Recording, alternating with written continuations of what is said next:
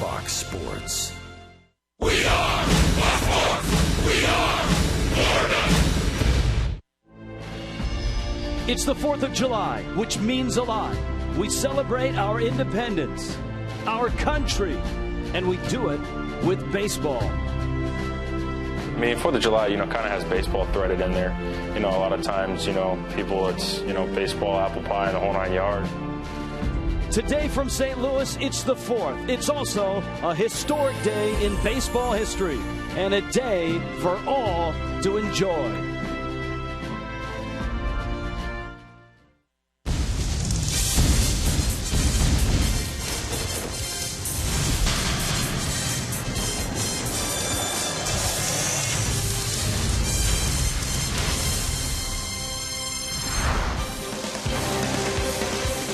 And we hope you're enjoying your 4th of July. Wherever you might be, we find ourselves under the arch in St. Louis, where they call it baseball heaven. And another sellout to see the Cardinals. The Marlins are in town, opening up a holiday weekend series. The Fish and the Cards on the 4th of July. Lots of things going on at the ballpark. Hi, everybody. Rich Waltz along with Tommy Hutton. Welcome to St. Louis, your patriotic pair here today. And Hut, I don't have any memories of the 4th of July that don't include baseball. Well, I can't think of any other 4th of July that I've spent not at a ballpark. By the way, this is not Cardinal red. It's for July 4th. It's for the United States. Happy 4th of July, everybody. Well, Giancarlo Stanton will celebrate the 4th of July, and he hopes it went like his last holiday when he celebrated with a special sleeve. I'll tell you what, we had fun when we were in Washington, D.C., and on Memorial Day, Giancarlo wore the red, white, and blue sleeve. Boy, did he have fun. He doubled, he homered, he singled, he had a couple of RBIs. He had a heck of a day wearing the red, white, and blue sleeve, and guess what? Giancarlo Stanton will break out the sleeve again. Right now, he's 6th in the National League.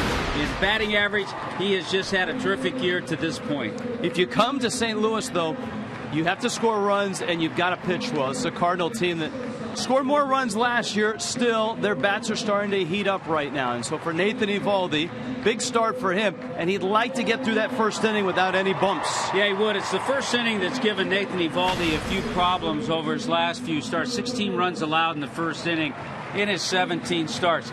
He's pitched a couple of times against the Cardinals, both times here at Busch Stadium. He's 0-0, but has an ICRA a little over 3. We always look for the slider and curveball to see how the secondary pitches are working for Nathan. St. Louis Cardinals always steeped with good starters. Lance Lynn, though, his last time out, had an issue with blisters. Yeah, you see, just 2 innings, gave up 9 hits and 7 runs. They treated that blister. It's on the middle finger of his throwing hand. He's a guy who throws a lot of fastballs. It bothers him more on breaking balls, so it might not affect him too much. This is a special day in baseball and a special day for us here on Fox Sports Florida. Throughout the game, we'll hear from the Marlins on their 4th of July thoughts. We'll go back to 75 years ago as well in that great Lou Gehrig speech. And, of course, we got a ball game to play here. Miami and St. Louis ready to go on the 4th.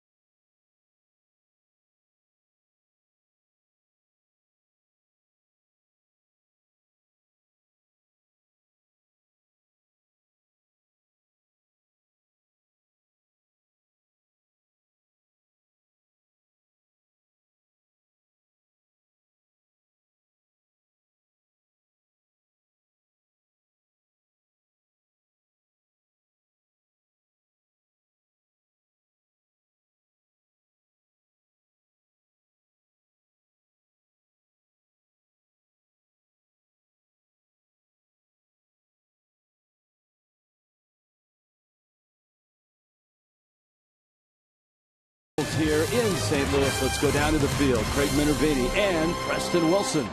Well, if you don't like baseball, this isn't the place to come to. They love it here. It's an incredible crowd. Preston, you played here. We're world champion here in 2006. You feel it when you wake up in this town, no matter where you go. This is a baseball town, period. Yes, you have the St. Louis Blues. Yes, you have the St. Louis Rams. But everywhere you go, it's about the birds on the bat. That logo is everywhere. Restaurants, shopping malls, bars. Any place you go, they're celebrating their St. Louis Cardinals here. And you won a championship here in 06. The fans are I think they're the nicest, the kindest in all of baseball. They are the kind that will cheer a nice play by the other team. Have you seen a more, they love their Cardinals, but they're even sort of gentle to the other team. Well, they show their knowledge of baseball. They appreciate effort and good play from other teams. But when it comes down to whether they got to pick between their Cardinals and the visitors, they're never taking the other team. It's always about the Cardinals. And other teams appreciate it because they know that the fans understand the game. Great holiday today. Major League Baseball celebrating the 75th anniversary of Lou Gehrig's famous speech, July 4th, 1939. And, of course, on this holiday, something that's been a little more in vogue in recent years, some different hats. You can buy them as well. And the Marlins have a navy blue with the red in front there on the bill with the Marlin logo. And I think all the teams have pretty much the same look with the different logos. Well, it gives you a chance to celebrate your team in a patriotic fashion with the nation's colors, but you still get your team's logo. And we talked to the players about some of their favorite July 4th memories. I mean, 4th of July, kind of has baseball threaded in there. A lot of times, people, it's, baseball, apple pie, and the whole 9 yards. But, it's cool for us because, people get to come out, they get to celebrate the 4th with us, watch us, provide some entertainment in the game. And then, hopefully they get to enjoy a fireworks show that's pretty well afterwards. I had a good-sized backyard at my house, and cornfields before houses were put up, and we would go buy some fireworks, and we'd launch a lot of them in our backyard, and I remember doing that, and then going to the park and watching the fireworks display there, and having all our friends and family over, and it was a good time. 4th of July was definitely one of my favorite holidays growing up as a kid. Going to the beach when I was really young, before I got into baseball. My family had a place at the beach, and we'd spend the July 4th down there. And then as I got older, it was going to Kansas City Indians games in my hometown, watching those. And when I wasn't playing, that's what we did. Craig, one of my favorite all-time July 4th memories is with my grandparents sitting in the backyard having a little Kool-Aid, ice pops, and getting just a few fireworks that they could afford to have us out in the backyards. Yeah. And, some of my grandparents aren't with me anymore, but that will live with me forever. Nothing like the holiday with friends, family at the beach. Many a holiday for me, and just watching one of those Grucci family fireworks shows. They'll have a great one here, but first, we got some baseball. Exciting series. Two teams that know each other very well from their spring training home in Jupiter. The first match of the year between the Marlins and Cardinals. Rich and Tommy with a call on the holiday next.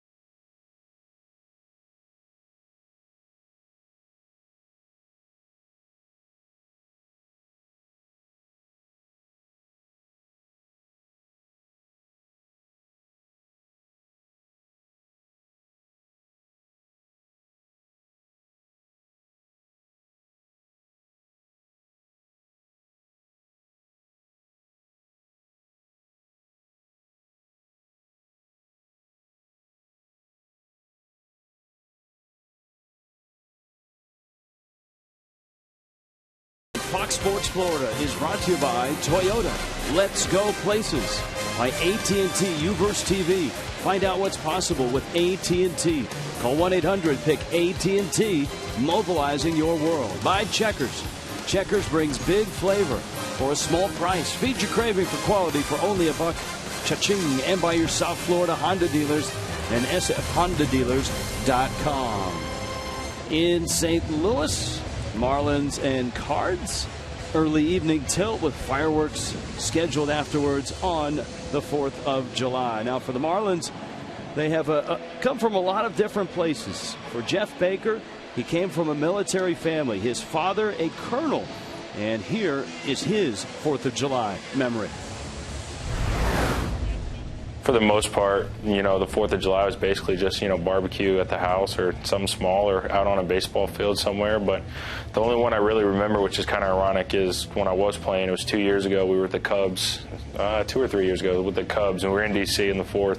First time I've ever been home of age, to go drive around to do stuff and see the sights. And we were coming out of the ballpark, and 95, 495, all the major highways, we were trying to get to our house after the game. And it was completely stopped. It was literally bumper-to-bumper traffic. People are out of their cars, on top of their hoods, on a major freeway, just sitting there watching the fireworks going off in D.C. And I was kind of like, wow, this is a pretty big deal to these people. And, they enjoyed it, and it was a nice fireworks show. Baker growing up in Northern Virginia, and a terrific 4th of July memory. We'll have Marlin 4th of July memories throughout this ball game as the Marlins get set to take on the Cardinals. The Fish come in at 41 and 44, and they're 6 back in the East. Jay and Lexus brings you the starting lineup. Christian Yelich, Ed Lucas, Giancarlo Stanton, Casey McGee, Garrett Jones, Jared Santalamacchia. Marcell Ozuna's on a nice run right now. Donovan Solano in the 8th spot, and Nathan Eovaldi is slotted 9th. I think a lot of Cardinal eyes will be on Lance Lynn, mainly because the last time Lynn started a game, he had to come out after 2 innings, gave up 9 hits and 7 runs in a ball game against the Dodgers in Los Angeles. He had a blister on his middle finger. Overall, Lance Lynn, an extremely steady pitcher. 2012, he was an all-star. He won 18 games. He won 15 last year. He throws a lot of strikes, got a pretty good fastball, a couple of different fastballs. And so they need him because they have a few of their pitchers on the disabled list.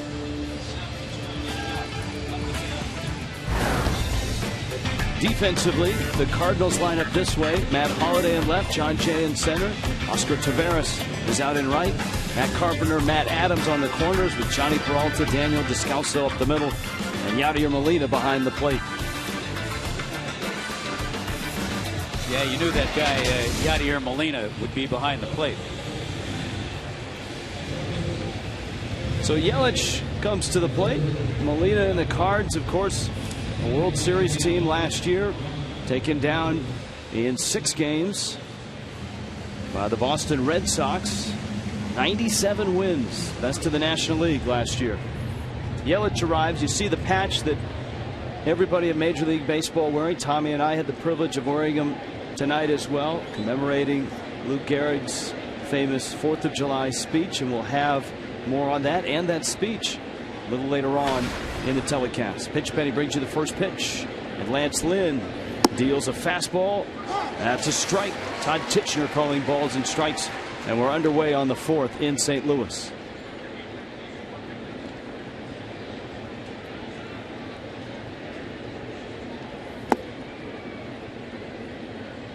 I guess the question mark for Lynn is, can he pitch without getting any more problems from the blister that he had on his middle finger in his last start? He's a guy, Rich, who will throw 75%, maybe even more fastballs. He'll have a 2-seamer. He'll run a 4-seamer like that last one up in the zone. The blister usually bothers a breaking ball, slider, or curveball. Molina sets out, broken bat, dribbles off the glove of Carpenter, and it trickles into shallow center field. A lot of moving parts on that one. Number 1, the bat headed out towards Lynn. Number 2, the ball was between Carpenter and Peralta.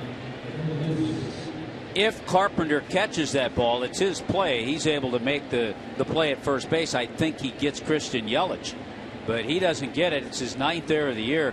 Remember, Matt Carpenter played second base last year. His original position when he signed was a third baseman. It is a base hit, and I don't have a problem with that. I love hitters to get base hits. Nice going, Christian. Yelich has got the great speed as well. So he's at first. Here's Lucas. Giancarlo Stanton behind him.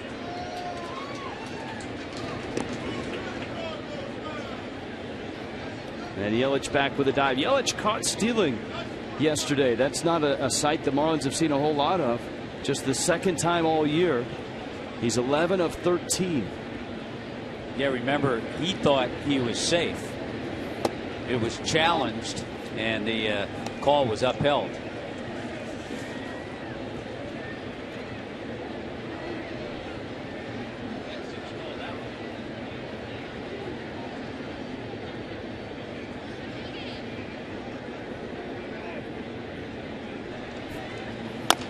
Lucas, Tapper out towards the bag. Cardinals get one, and that's it. Peralta flipping to Descalso as Yelich came into the bag. And so Lucas replaces Yelich essentially at first base, and one out, and here comes Stanton. One of the things over a period where they go the last 10 games where the Marlins are 4-6 and they've lost some tough games. Over that period, there have been times they've gotten that leadoff man on base and haven't been able to do anything with it. And at times that's frustrating. So Stanton on the 4th of July, and you knew the sleeve was coming out again after the great Memorial Day in D.C. And Lynn misses outside. And it was something that he thought about in the offseason. He saw that, and once he saw it, he said, I've got to have that, because Major League Baseball on holidays will, as they are today, wearing special caps. Stanton figured, why not a holiday sleeve?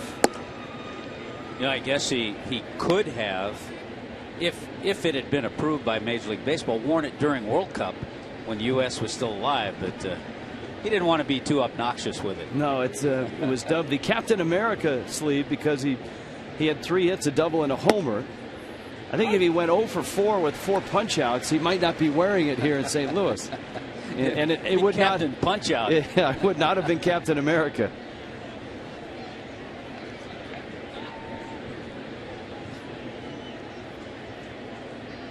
Lynn's 2-1. Stanton swings and misses. So far, no problem with the Lance Lynn fastball.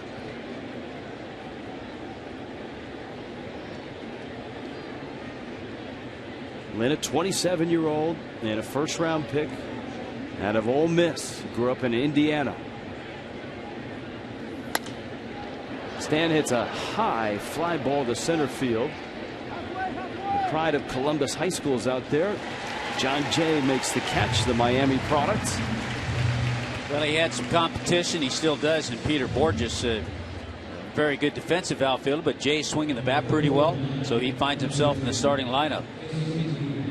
Casey McGee now coming to the plate. Miami's hottest hitter. He's hitting 21 of 22, 25 of 27, 10 in a row. And with a .311 average, has his name in a lot of the offensive categories across the National League. 7th in RBIs right now. And he's done that with just the 1 home run. 20 doubles.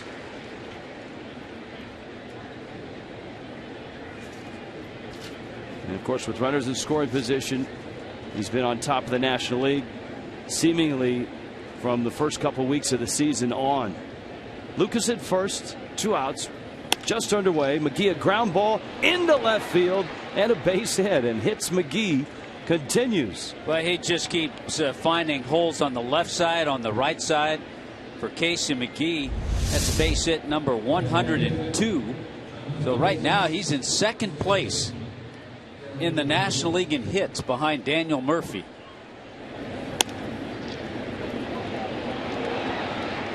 And it gives Garrett Jones an at bat. There are some players like McGee and Jones, guys that played a lot of games in the National League Central that are quite familiar with this team and with this ballpark.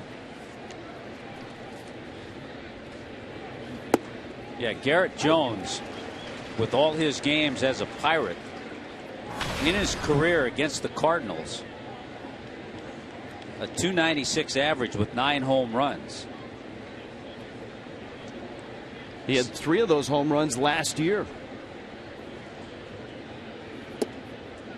They don't have a shift on, but Descalso, the second baseman, is 5 or 6 steps into right field, so he's playing him deep. But Peralta at short still stays on the left side. Lucas and McGee aboard.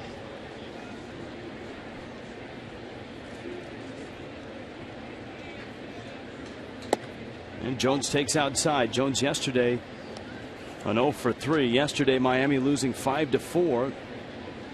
And they coughed up a pair of leads, a 2-0 lead in the 6th, then a 4-3 lead in the 9th. They did win the series against the Phils, but they were oh so close to a sweep.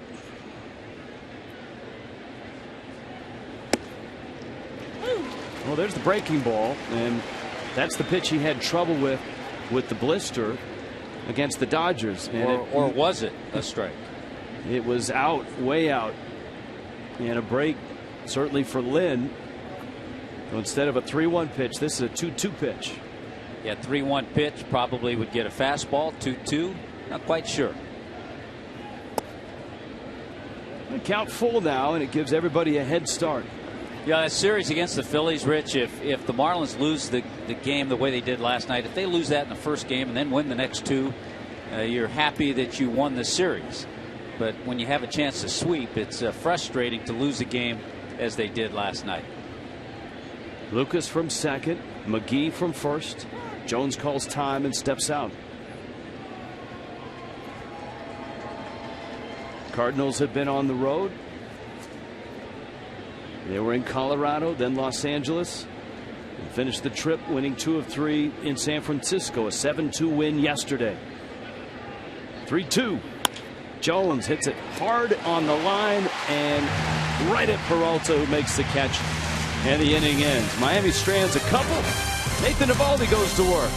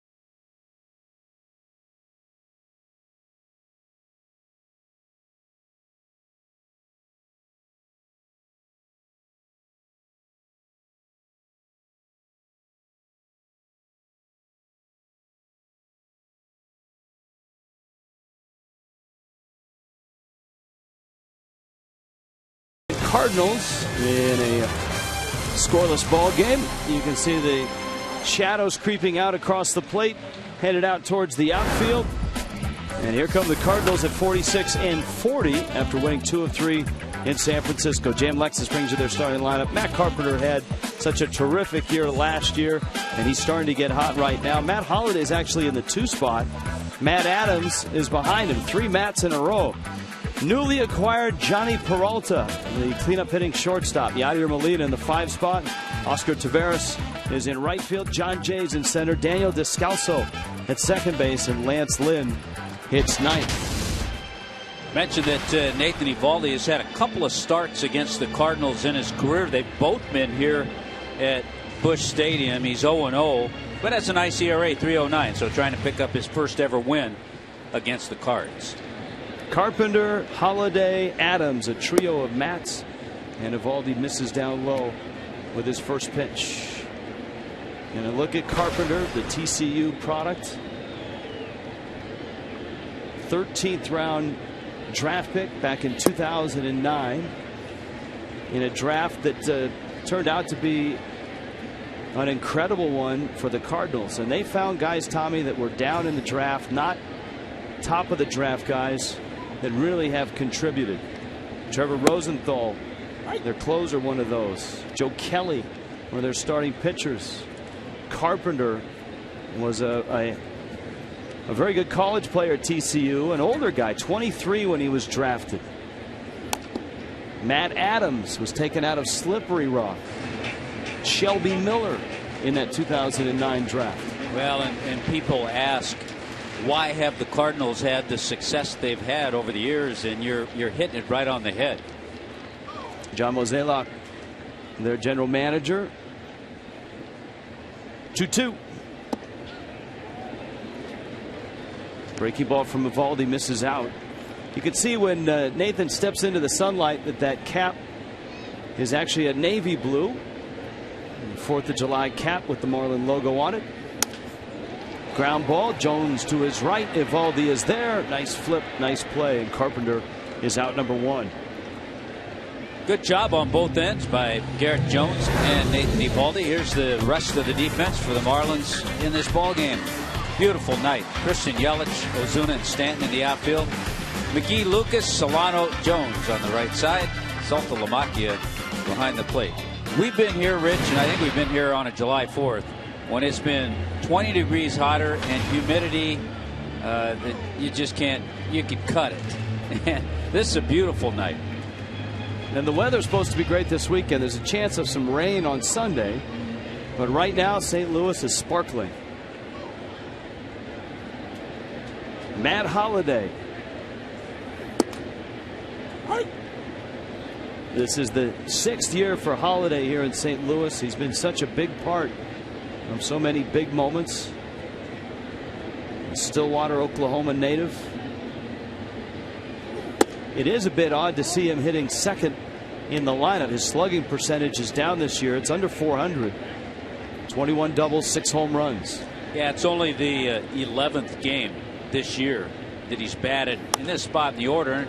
Mike Matheny just trying to jumpstart him and get him going a little bit with the power numbers. Just 5 home runs for Holliday. And there's a look at Matheny in his 3rd year, a former major league catcher. It's amazing. He's managed 2 seasons in the big leagues, and he's managed 30 postseason games already. And he's only 43.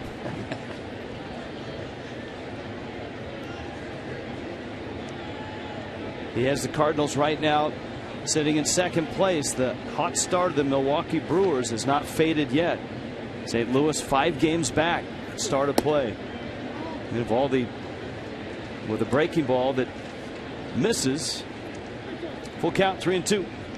Yeah, that's kind of the one thing that some have expected. That breaking ball kind of stayed inside. It caught a little bit of the plate, though.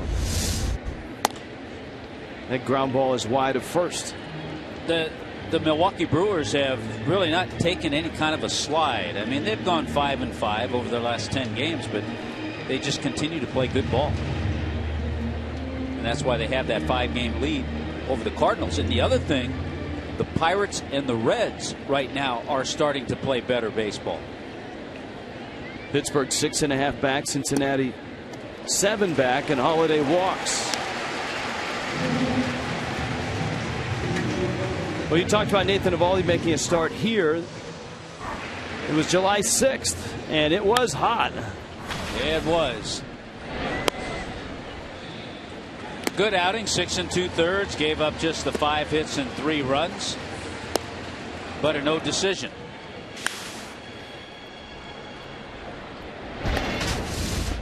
I'm sure he would agree. Much more comfortable tonight. Matt Adams now, the mountain of a man, the big first baseman. And he takes in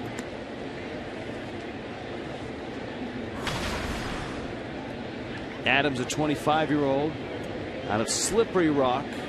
He was a 23rd round pick in that 2009 draft.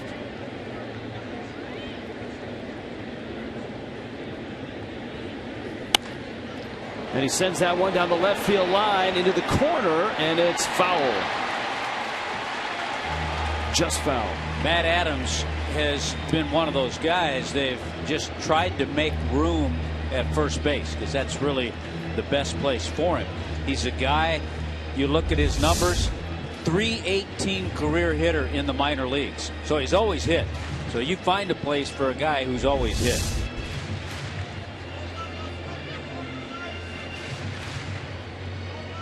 There's your National League leaders at .318. Well, he hit at Slippery Rock, and the biggest question was, how would that translate to professional baseball? The answer was quite well. Jones out there. Lucas taken across the bag, and he'll have to settle for the out at second. A small thing, but a double play to be made. If the throw's a good throw, the Marlins, I'm sure, because Matt Adams doesn't run that well, are able to get the 3-6-3 double play. But it's all Ed Lucas can do to get the throw, stay on the bag, and then he didn't have a throw back to first base. So it just extends the inning for one of their hotter hitters and a guy who has some home run power, Johnny Peralta. He showed that home run power yesterday in the win in San Francisco. A dozen homers for Peralta, and he takes away. Peralta, the 32-year-old Dominican, last year a Detroit Tiger, and of course last year he was suspended 50 games. Biogenesis investigation, and what caused a lot of controversy was that Peralta took the suspension and then played in the postseason with the Tigers. And that actually, and to the Players Association's credit, in the offseason, the Players Association and Major League Baseball redid the penalties, stiffened the penalties. Good point. And in doing so, eliminated the postseason for anyone caught during the season. Extended the penalty to 80 games rather than 50 for the first time. Second time offense up to 162 games. And so if it happened this year, Johnny Peralta would not have been able to time the suspension and come back and play in the postseason. Nelson Cruz would have done the same had the Texas Rangers made the postseason last year. He ended up signing a one-year deal with Baltimore and is having a fantastic season, Nelson Cruz. But Peralta certainly fills a need for the Cardinals. Out towards Lucas. Shovels it over to Solano to get the out. And Eovaldi an uneventful first. Scoreless on the fourth in St. Louis.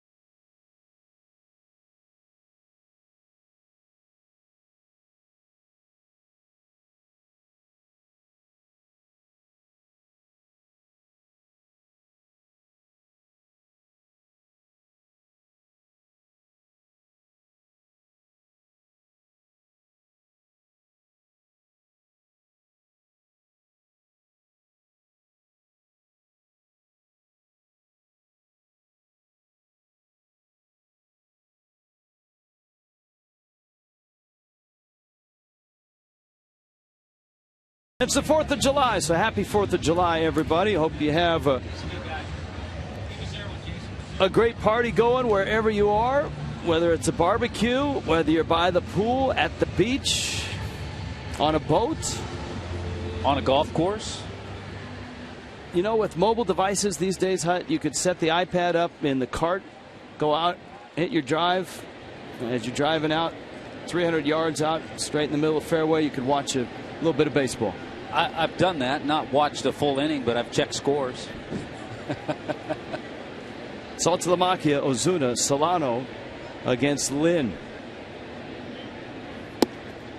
And I get really good cell service and reception when I'm at Jupiter Country Club. Only the best. Shameless. Saltalamacchia 0 for 4 yesterday, and he rolls into the shift, and he'll be thrown out. That was Carpenter going back to his old spot over at second base. He felt comfortable making that play. He did. Marlins Flex Packs give you the advantage of season ticket prices with the flexibility of coming to the ballpark when you want with as many people as you want. Get 20 ticket vouchers starting at just $13 a game. Pick up your Flex Pack today, 1-877-MARLINS, or go to marlins.com.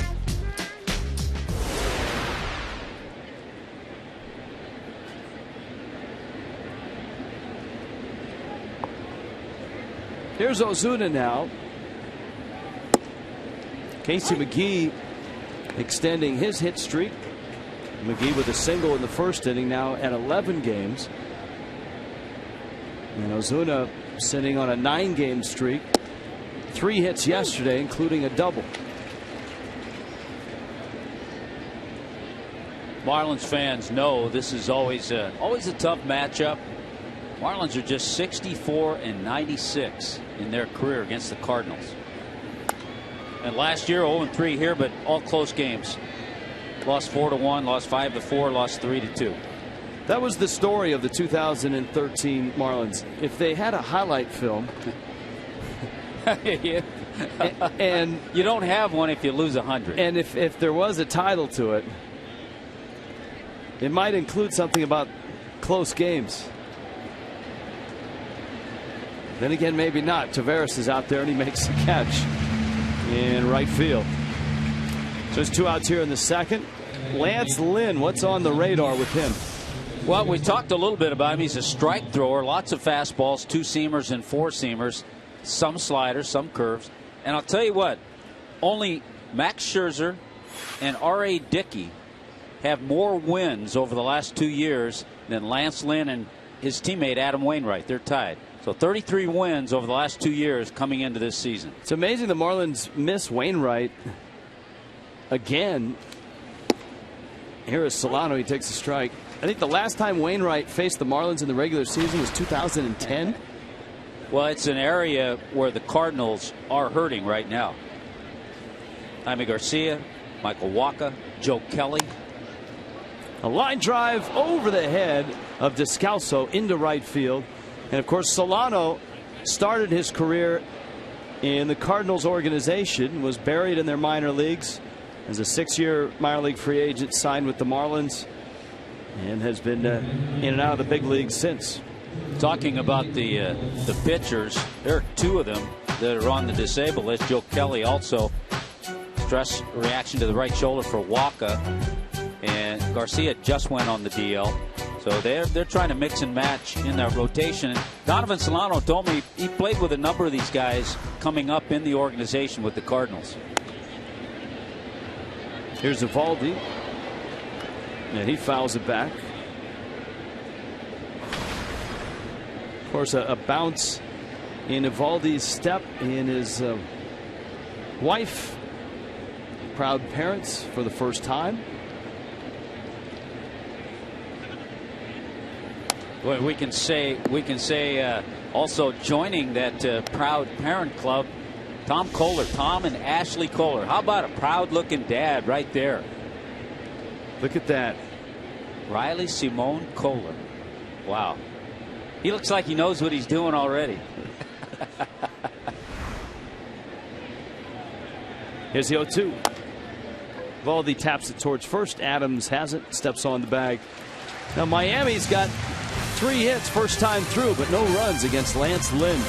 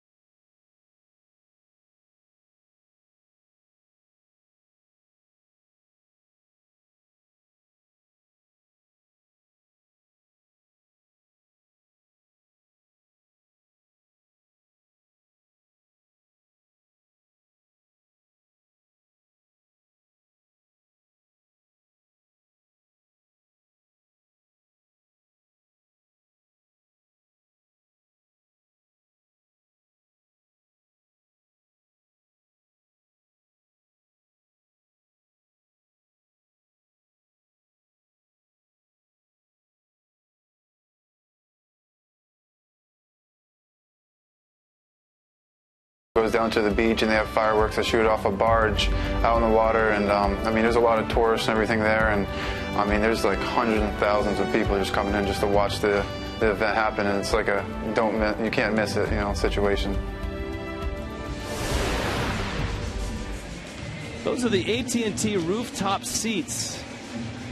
The shot from Ballpark Village.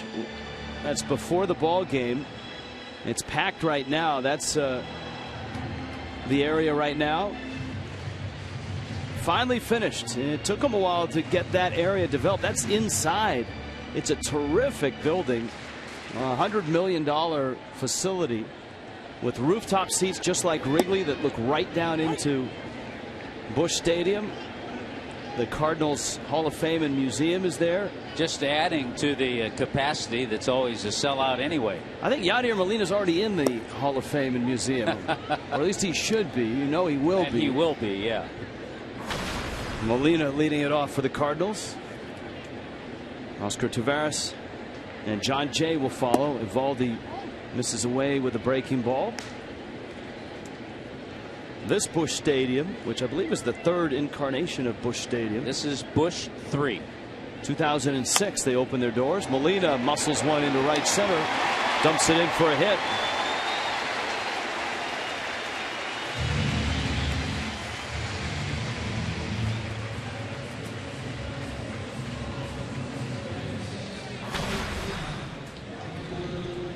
This copyrighted telecast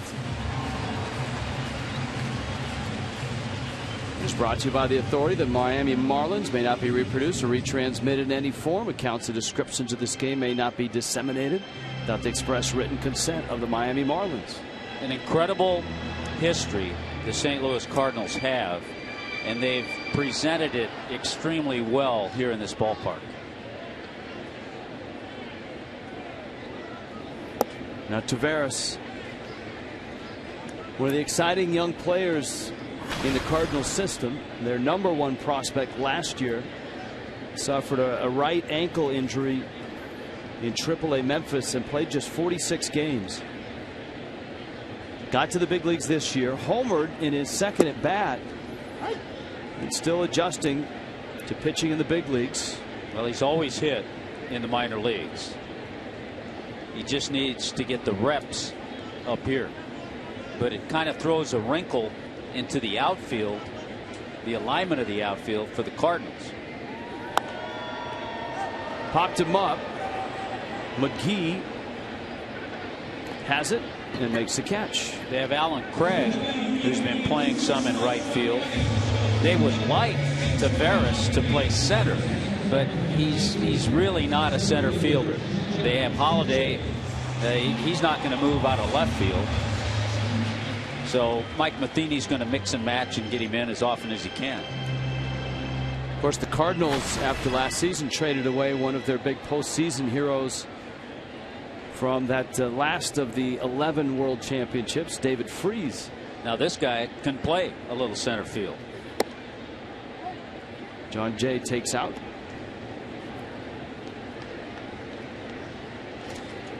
Jay,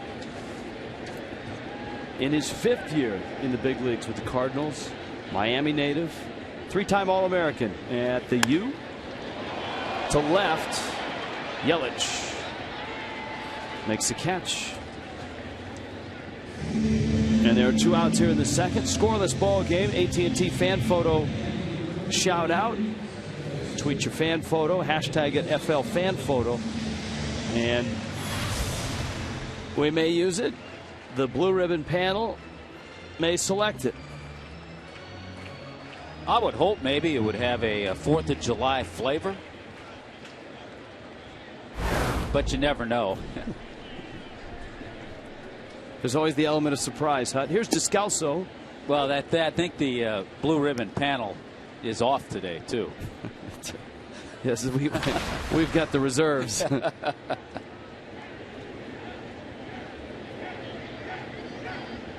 Descalso, a very versatile infielder who has played all over the place in his career, sends one out to center. Ozuna's there, and he makes the catch. And Eovaldi sails through 2. Miami and St. Louis scoreless.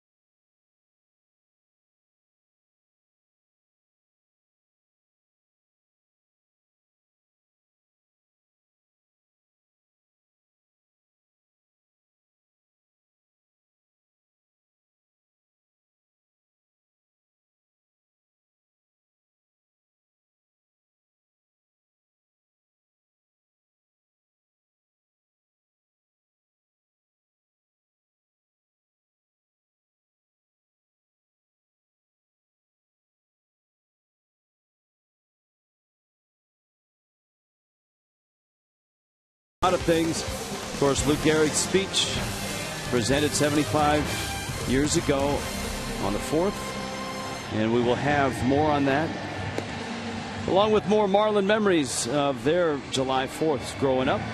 Lance Lynn of the Cardinals has faced 9 Miami hitters. He's given up 3 singles. Christian Yelich, Casey McGee, and Donovan Solano. It's back to the top of the order for the second time through. Yelich, Ed Lucas, and Giancarlo Stanton. It's interesting, there are not a lot of day games on the 4th of July. You would think on the 4th of July there would be. I think there used to be, and I think the reason now is because so many of the ballparks have nice fireworks shows after. Yelich, an infield hit. Well, they have great fireworks in Washington, D.C., whether they're at the ballpark or elsewhere. And so the Nationals played an afternoon game today. and the Cubs beat them. And it was a big day for a couple of ex-Marlins, Chris Coghlan and Justin Ruggiano, both busting out. Ruggiano had 3 hits, including his 4th homer. Chris Coghlan had 2 hits, scored 3 runs, including a double. And the Cubs beat the Nationals. I think John Baker 7-2. had a base hit in that game, too. You're right. Bake was 1 for 3. Can't forget about Bake. Can't leave Bake out. By the way, the Cubs have won 4 in a row after that sweep at Fenway against the Red Sox. Well, and you know, that's the funny thing is, and we talked about it while the Marlins were in the middle of that stretch where they thought, okay, now look, the schedule gets easier. Well, not really. Marlins did not play well against the Cubs or the Pirates or the Mets. They did play well against Oakland and lost 3 gut wrenchers. Well, it's really funny how good pitching will do that to you, no matter who you're playing. And the Cubs are playing well. Marlins were 5-11 at home against those teams. And a strike to Yelich. What was it? 16 of 20 the Marlins had at home.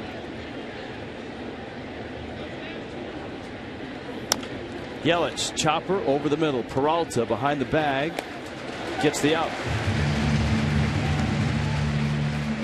1 out here in the 3rd. All-Star game is creeping closer. On the 15th of July, that would be Tuesday. That would be Minneapolis. Baseball's best will gather. And the 2014 All-Star game is on Fox. 7:30 start. 4:30, Fox Sports 1 has got special pregame coverage. Giancarlo Stanton, 4th in the outfield voting at last tabulation. Online voting is over. In fact, the Marlins will be here on a Sunday, and Major League Baseball will announce the All-Star teams on Sunday. Mike Matheny, the Cardinals skipper, is the National League manager. He'll have a role, but it's much more diminished than it used to be. You've got the fan vote, then the player vote. You've got to take an inventory to make sure that there's a player from every team. And then after that's all said and done, then the manager can add a few pieces to that all-star team.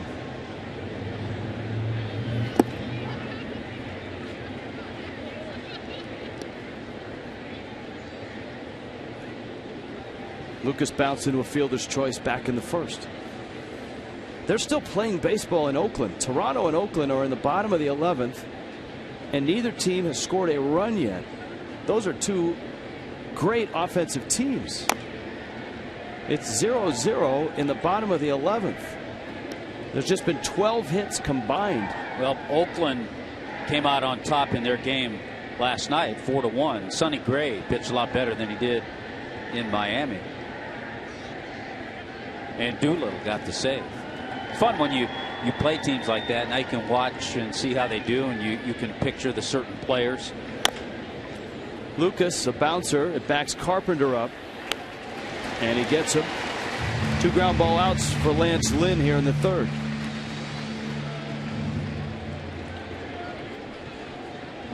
Those Pittsburgh Pirates, who look so good with Gregory Polanco at the top of the order, are beating the Phils right now, 7-2.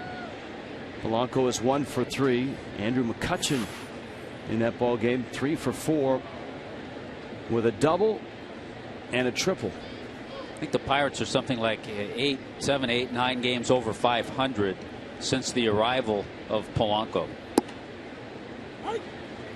Stanton sees a breaking ball first pitch. Giancarlo hit a high fly ball for an out to John Jay in center. The Cardinals are certainly, and the Marlins as well, familiar. These 2 teams are familiar with each other. Of course, since 2003, they've shared the Roger Dean complex in Jupiter for spring training. Old Mike Matheny, he was there as a player, and he's seen the Marlins all spring. He's seen Stanton hit some blasts in the spring. He saw Christian Yelich have a great spring training. He actually saw a healthy Giancarlo Stanton this year in the spring as opposed to the last couple.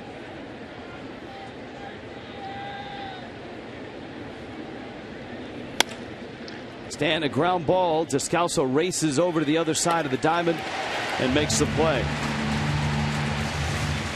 A 1-2-3 third. Lance Lynn throwing strikes.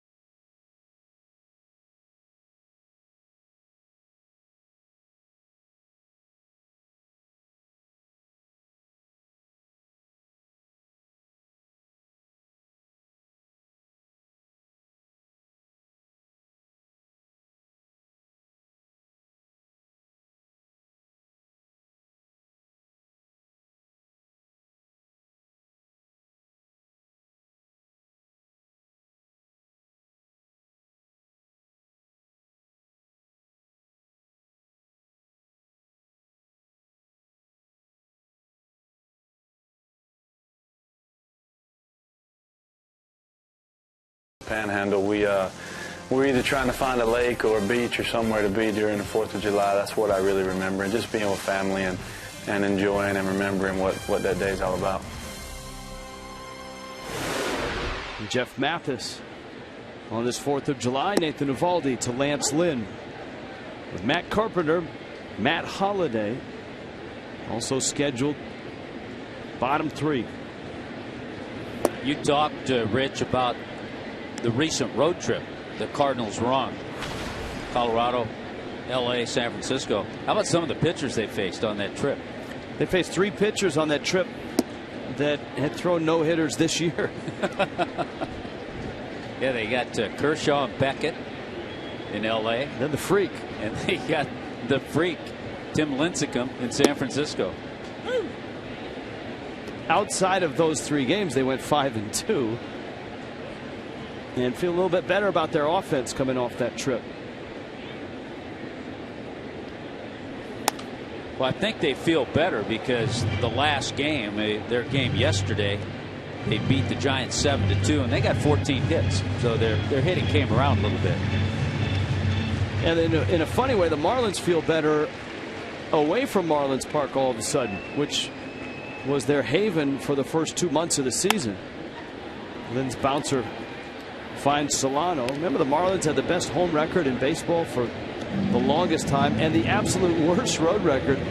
Miami opened the year 3-15 on the road, but since May 14th, since mid-May, Miami is 4 over and has the 3rd best road record in Major League Baseball. Only Seattle and Kansas City have better road records since mid-May.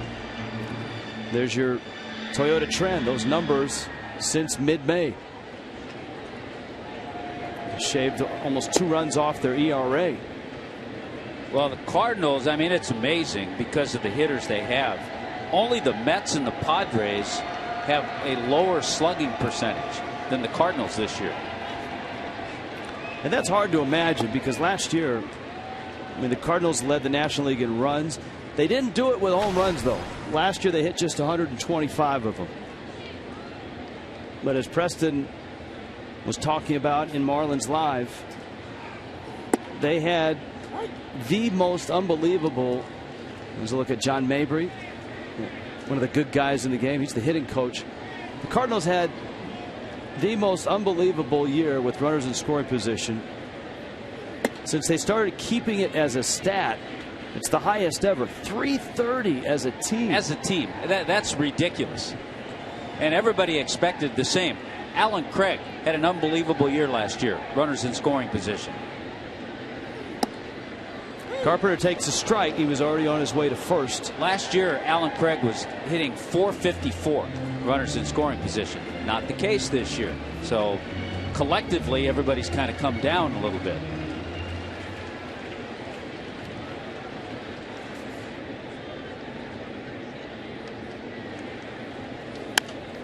Eovaldi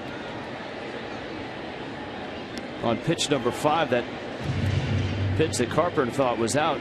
Looked like Nate got a break. Let's see if he can use it to his advantage.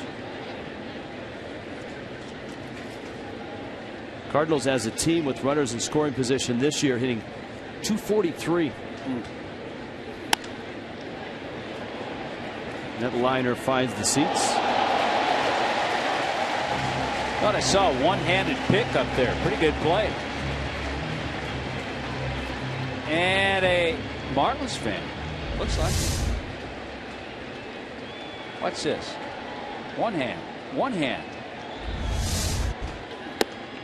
That is strike 3 called. And down goes Carpenter. So Eovaldi does come back after getting that call and rings him up. One more look at that catch.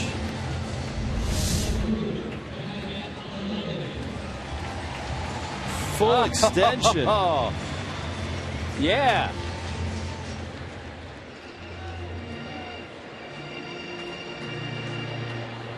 Very nice. See, he stands out because everybody else has red.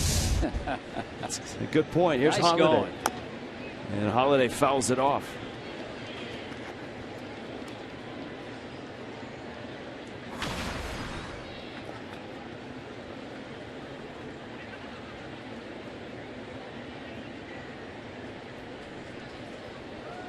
Well, one of the things that has always carried the Cardinals certainly has been their pitching. Talk about the starters where they have some guys on the disabled list, but always a strong bullpen.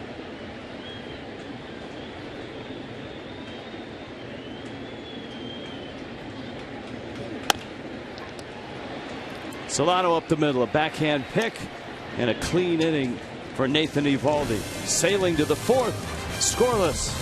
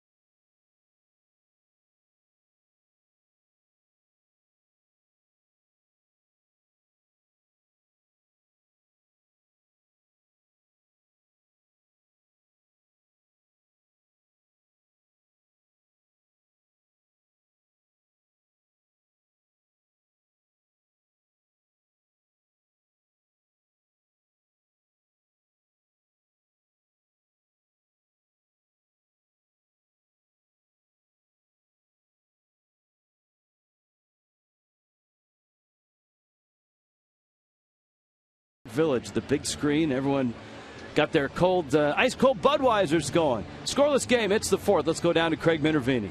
In this sea of red, Rich, thank you very much. The All-Star roster will be announced on Sunday night on ESPN. But that didn't stop Mike Redmond from still lobbying Mike Matheny, the St. Louis manager, and the guy who will pick some of the reserves for the All-Star team.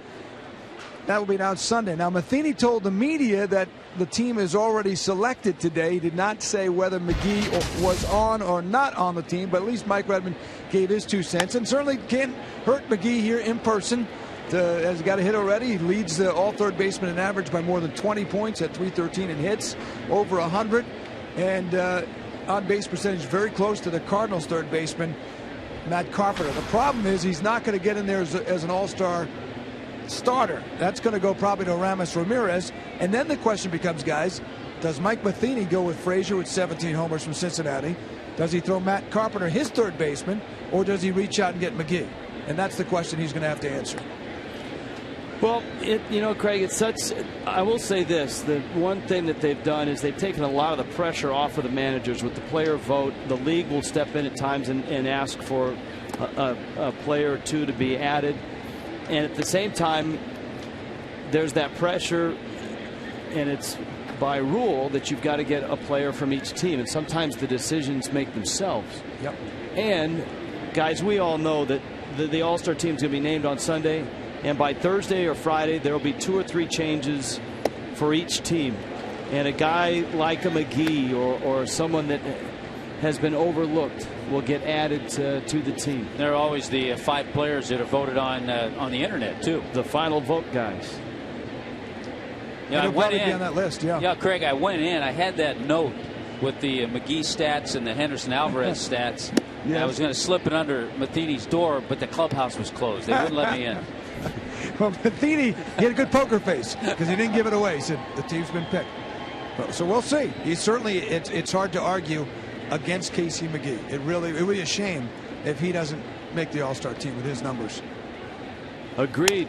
And he pulls that one foul. And as we're discussing here, it would be Cincinnati fans would say it would be a shame if Todd Frazier isn't on the All-Star team as a third baseman. But there might be room for 3 third basemen. Absolutely. There might be room. That might be a position where, hey, we go with 2 shortstops and let's throw an extra third baseman out there. And how about the base hit that Casey got last time up? 11-game hitting streak. He's also extended his road hitting streak to 18 consecutive games on the road. How about those numbers, too, at 50 RBIs? Remind you, a guy right here in St. Louis, Tommy Hart, had those kind of numbers with low homers. Wasn't there one year he was over 100? He had 8 home runs, I think 110 RBIs. Yeah, unbelievable. Another 3-2, and it's outside, and McGee's aboard. So that on-base percentage continues to climb as well. He's been on base twice in this ball game.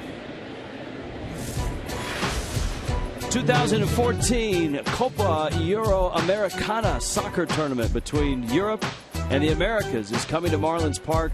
Atlético Nacional takes on AS Monaco. It's live on Wednesday, the 23rd at 8. Your tickets, just call 1-800-967-9393. 800-967-9393 or go to marlins.com/soccer. Atlético Nacional versus AS Monaco, July 23rd at Marlins Park. Garrett Jones lined to short his first time up.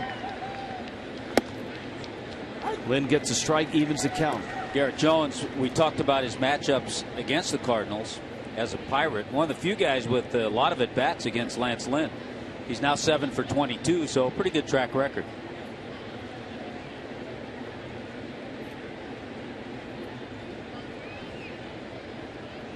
McGee bluffs. Jones pulls it foul.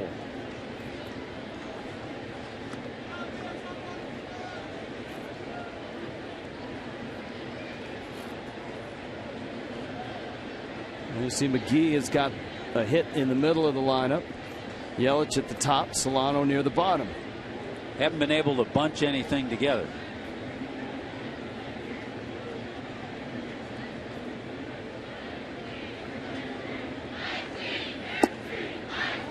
If you want to go a step further with McGee, there are only 3 pairs of teammates with 100 or more hits.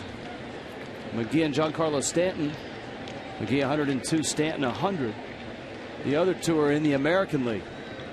Detroit's Ian Kinsler and Miguel Cabrera. Baltimore's Adam Jones and Nick Markakis. So McGee and Stanton, the only National League hitters. Yes. Wow. I like that number.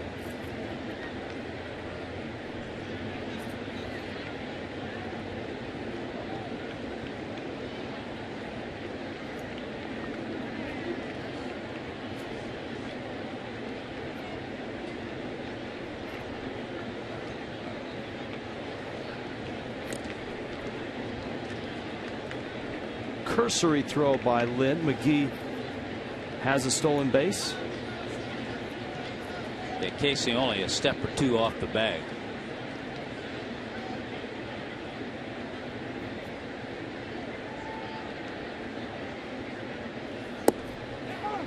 Strike 3 called.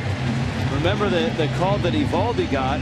Jones bent over, watching that one on the outside port. Look how far out of the strike zone. There was a bad call on Garrett Jones the last time up too. It wasn't a strike 3 call. It's been a rough ride so far for Todd Tichenor. Wow, that's look how Molina catches, brings it up, but that's not even close.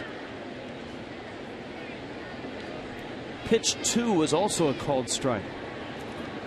So it's a big strike zone. Hey, it's the 4th of July, so get your rips in. It's all to LaMacchia now.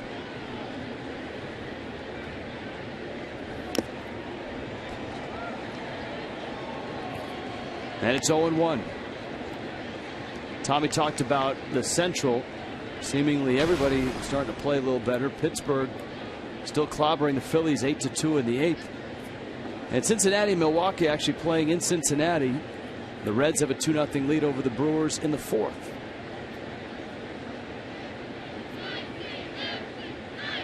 Billy Hamilton hits his 5th homer of the season. Who saw that coming? Everybody talked about the stolen bases, expecting him to steal 100. I don't think he's going to get that many, but nobody talked about 5 home runs at this point. Yeah, 2-run homer off of Kyle Loesch. Lance Lynn with a 1-1 count on Jared Saltalamacchia. McGee's at first. Look out. He's out. Casey McGee picked off Yadier Molina, the best of the business at that. Mike Redmond is on his way out to start the review. That's close. Boy, his hand's on the bag and the tag's either on the forearm or shoulder. That's very, very close. Casey McGee is coming off, though. You know, he's not staying out there. He's reacting as if he's thinking he was out. Mike Redmond out to say hi to Clint Fagan. I like the fact that Fagan actually came to meet Redmond halfway. That cuts down the distance between the two.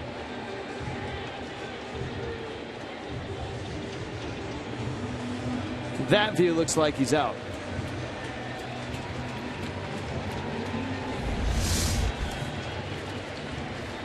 And so McGee picked off by Yadier Molina.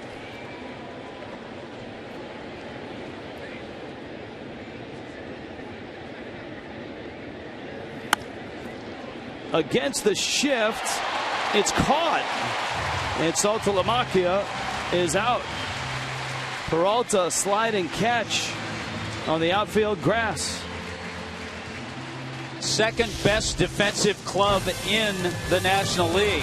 Oh, it's not a catch. Oh, it's short hop. I don't think it's reviewable, though. It's an infield play. That's an infield play, so it's not reviewable, right?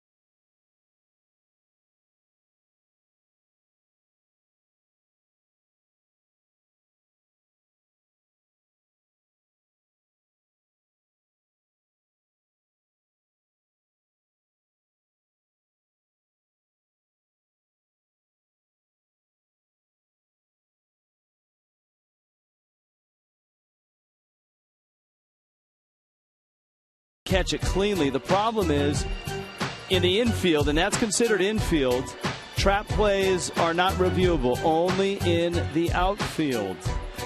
And so the call by the third base umpire, Tim Welke, is not one that the Marlins can challenge. Here's my question, and you and I were talking about this between innings. A manager, though, even though he can't go out and challenge that, he can go out and argue that. Maybe to get another opinion, have another umpire that maybe had a different view. So that can be done, but it can't be challenged. The other question that, after watching that replay and seeing you with your fine artwork on the rule, as Adams stands in, the 0-2 pitch is fouled back. At what point does a play become an infield or an outfield play if an infielder is sliding on the outfield? Well, I think if it's catchable by an infielder, just like an infield fly rule is an infield fly rule if it's caught by an infielder. But say he's running into shallow left and makes a dive. Then you're getting into some gray area, right? Yeah, you are.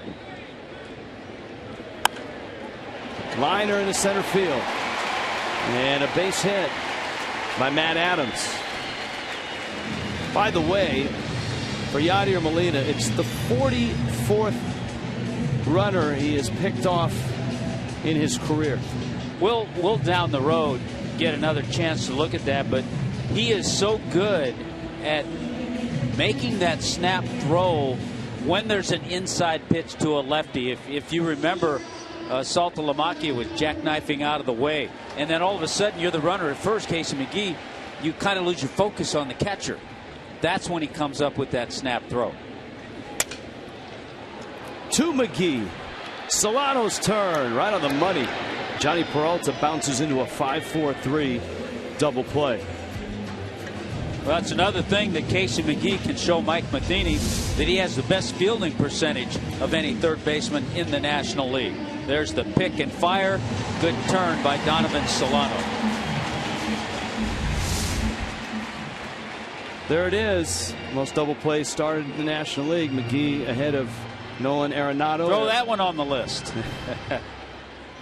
Hey, by the way, the Cardinals are second in the National League in fielding. So they have some areas offensively where they've struggled, but fielding, they're always near the top. Well, as you noted, Molina's so good at shifting his weight on a pitch to the outside and looking for that pickoff, much like being the shooting guard for a Magic Johnson or a Steve Nash. As a first baseman, you have to anticipate that the ball's coming, or else Molina's going to embarrass you. Yeah, so it's one thing for Molina to make the play, but then Matt Adams, he has to be ready at first base.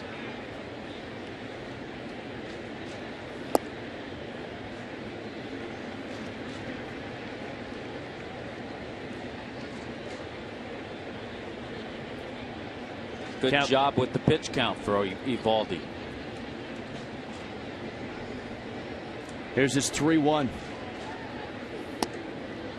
And he missed, and Molina walks. Molina's been on base twice.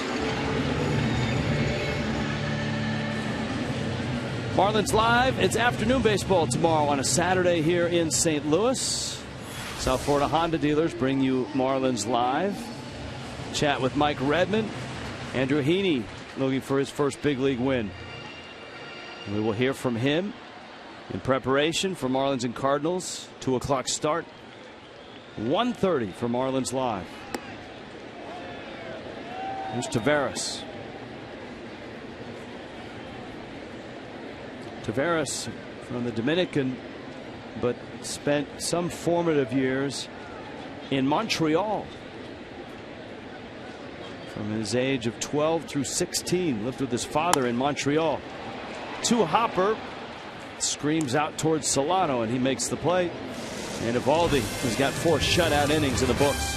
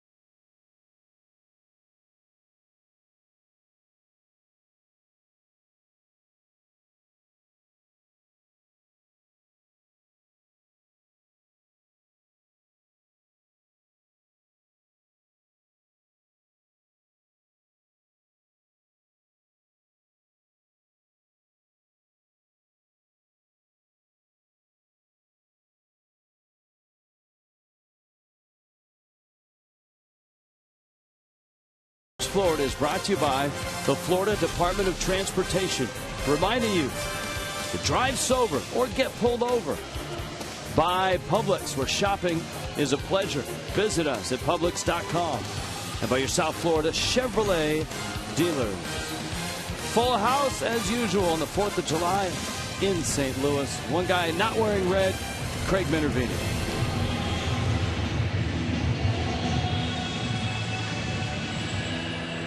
Rich, there we go, Rich. Yes, you're right. And neither is Cade King. He's got a Marlins shirt on, and he made one of the great catches of the game. First of all, what about the catch, Cade? I don't know. I just saw the ball coming. I told my sister right before the pitch that it was coming to us. So. And you were right before the pitch? Yeah, right. Now, these guys are actually from Chicago. Now, Mr. King, all the girls and your wife have red and blue, but you guys are Cubs fans. But you're wearing a Marlins shirt. Why is that? I went to Marlins Park last year, so I just got a shirt. And what about you? I will not allow anybody to wear a Cardinal uniform or Cardinal gear, so he wore his Marlins stuff. Ladies, stand up. Just point in that direction. They all have the same Old Navy shirt on. Now, why is that? It's just not Cardinal stuff. They can't wear Cardinals gear. Tell us why they're wearing Old Navy, because you came here? 14 years ago, and they were all little kids, and my wife, in order to keep track of them, all put them in the same color Old Navy shirts. So here they are in their 20s, still wearing Old Navy stuff. They got the same outfit again, but Cade, you are not going to wear one of these outfits. You refuse. You're in the Marlins. Right. I had to wear it first coming to the stadium, but I decided to change. Oh, you did? All right, you made a great catch. And there aren't many people with Marlins wear here, so I hope they're friendly here, right? All right, sounds good. Thanks a lot. Good to meet with you guys. There's the ball. Show the camera. Great catch, guys. The King family returns 14 years later. And they're all accounted for in the Old Navy shirts. That's a terrific How's his story. hand, Craig? How's his hand that caught it? How is your hand? Because that was a screaming line drive. It's all right. You know what? It's a little blue. It hurts a little, but it's worth it. You know what? About these seats, too, they angle in, so this is a spot where you're going to get some screaming line drives here. Great vantage point, but you better pay attention over here. Boy, that looks like fun on a 4th of July in St. Louis. Shirt sleeves, cold beverages. Marcell Ozuna strikes out. Donovan Solano, Nathan Eovaldi coming up. Lance Lynn and Nathan Eovaldi have been trading zeros to start this ball game, which arrives here in the 5th. You talk, Rich, about 4th of July memories. That family right there will have one. Sounds like they already do.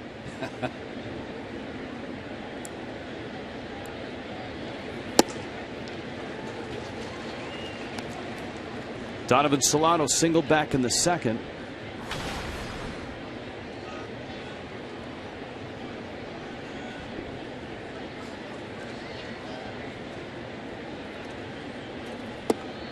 Lynn has just 2 strikeouts, and Eovaldi has just 1. So neither guy is really lighting it up and throwing it by people. Well, we talked about how consistent Lance Lynn has been and how consistent Donovan Solano is tonight. 2 straight base hits. And that'll bring Eovaldi up with a chance to bunt him over. Tomorrow, Major League Baseball action begins with the Diamondbacks and the Braves on Fox Sports 1. And then Baseball Night in America on Fox as the Orioles and the defending World Series champion Red Sox. Or you got Rangers and Mets. Major League Baseball doubleheader begins tomorrow 3 Eastern on Fox Sports 1 and continues 7 Eastern on Fox. Eovaldi up there to try to move Solano over to second. Nathan's dropped down 5 sack bunts this year. Carpenter creeping in at third. And a strike.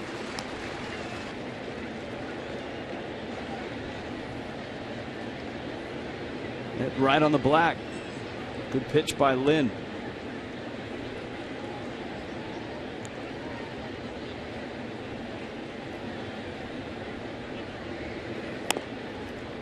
And Eovaldi unable to bunt. Solano up. I think one of the amazing notes I came across with Lance Lynn He threw a complete game earlier this year in May against the Yankees. Complete game shutout. And in over 150 professional starts, minor leagues, big leagues, that's his only complete game. Well, one of the reasons may be all the weight that he's dropped. He's dropped 35 to 40 pounds from when he first got to the big leagues. I mean, he's listed at 6'5", 240, so his pant size was a little larger when he arrived on the scene. He had a terrific 2012, was a National League All-Star, won 18 games. In 2013, last year, beat the Dodgers twice in the National League Championship Series. He's been pretty steady on the road as well as pitching at home.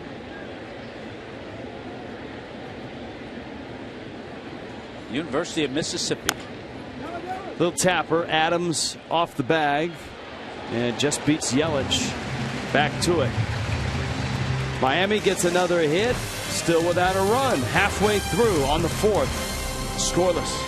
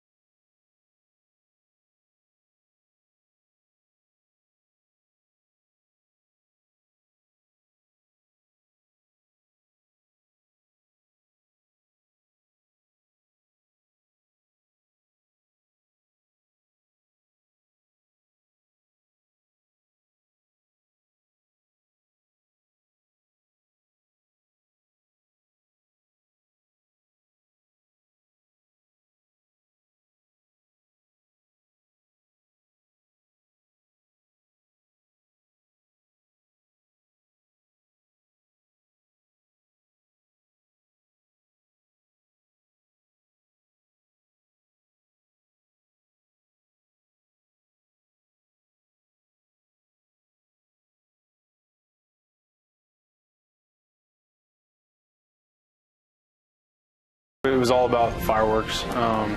We had big competitions in the neighborhood, and I remember one time in our front yard we got a little patch of concrete walking up to the front door, and two bushes kind of next to them, and I got the little race cars that, you know, they didn't like blow up or anything, but they were the fireworks. You light them and then they would go. Well, the one on the right bumped the one on the left, and they both perfectly went right into both bushes next to the house, and it was instant chaos. You just pictured that. Yeah. Get the hose.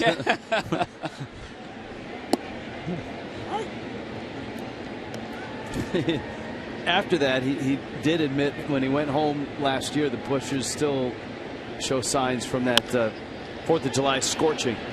Yelich wanders in and makes the catch on a John Jay line drive. Both pitchers, Tommy, have been around the plate. They've pounded the strike zone.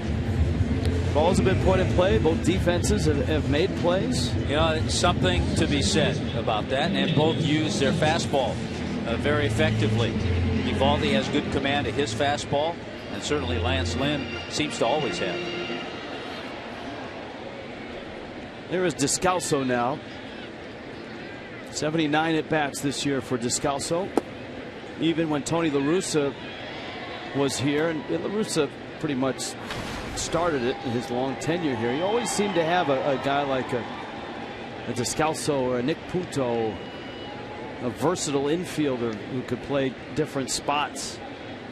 Well, another guy that's on the disabled list right now, he actually started with the Cardinals, was sent down, came back up, started to hit real well, then had to go on the DL. I think he'll be back Sunday, is Colton Wong. And they really like him in their offense. He's a second baseman for what he can do. Descalso found himself in the middle of a lot of things in the postseason, especially the 2011 World Championship season.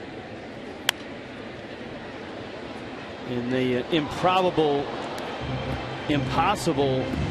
comeback against the Texas Rangers, Descalso had a couple of big extra inning hits. How about ask Drew Storen about Descalso and the Nationals? That's true, in 2012, huh? A little pop towards the line, and Yelich is there and he makes the catch. So 2 outs to left for Eovaldi in the 5th. If you're bringing a group, why not put them in a suite? You put them in the Legends, the Fiesta suites. You get the suite experience on a single game basis, and it features all-inclusive food and beverage menus, premium seats, big screen TVs, personal service, and a perfect view of the game. 1-877-MARLINS, or go to marlins.com. Fastball's been real live from Nathan Eovaldi. That last one, 97 to Lance Lynn. Speaking of Nick Punto, Nick Punto's double in the bottom of the 12th, coupled with a Melky Cabrera error in the outfield. Oakland wins it 1-0 over Toronto in Oakland. They play 12 innings, and the Athletics improved to 20 over, 53-33.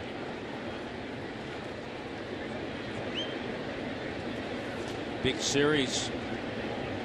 A couple of division leaders. Toronto tied with Baltimore coming into play today. Lynn strikes out. 1, 2, 3 go the Cards to the 6th. Scoreless.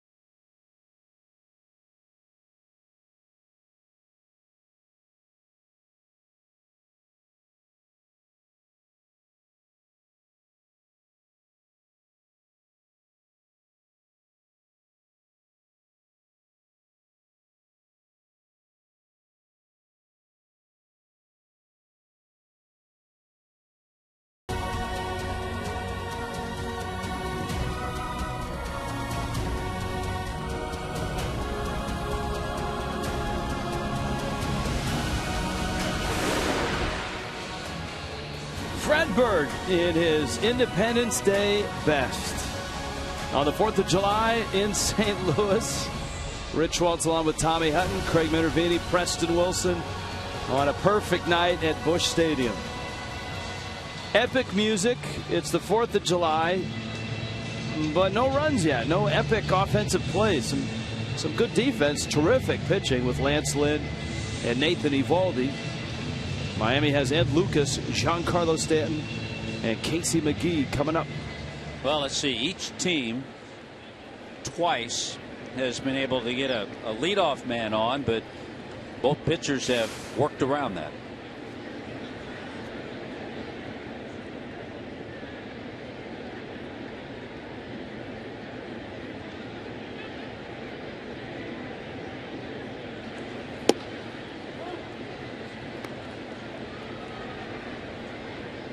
Ed Lucas takes outside.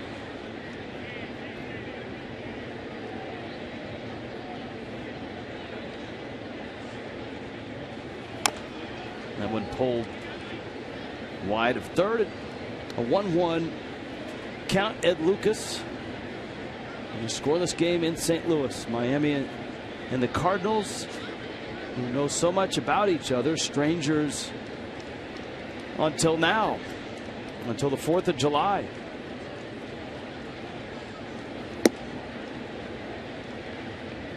No strangers, as we talked about, though, in spring training. No. Usually play, the Cardinals about 8 times during the spring, not to mention a few B games and backfield matchups. Cardinals come to Miami in August on the 11th, the Monday. That is a fair ball. It bounces over the bag and then kicks off the short wall, and Lucas is going to cruise in with a double. Just dribbled it over the bag. Tim Welke, the third base umpire, making the call. Matt Carpenter diving for it. Now you can see where it hit just on the edge of the chalk line. And if it goes over the bag while on the ground, it's a fair ball. It doesn't have to land in fair territory past the bag. Which it did.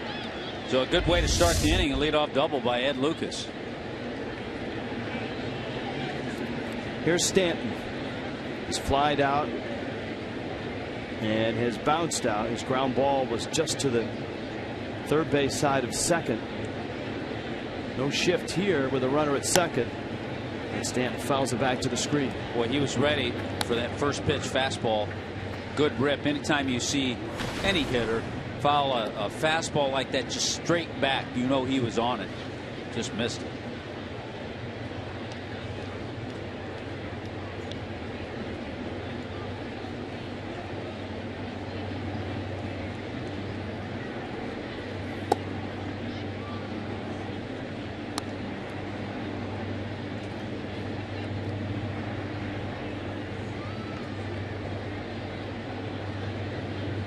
Ball and a strike.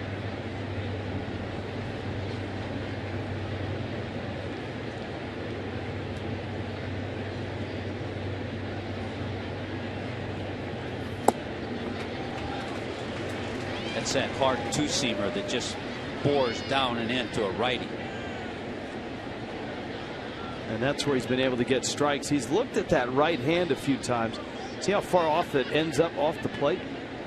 Stanton. A couple of times he's gotten that call, though. Stanton swinging wildly at it. He's looked at that right hand. Remember, a 2-inning blister-filled start in Los Angeles his last time out. Now that time Molina froze, held it. Well, he set the target outside. He got away with it earlier. Set the target outside, held it there for a while. Umpires don't like that when it's off the plate. And did not get the call that time.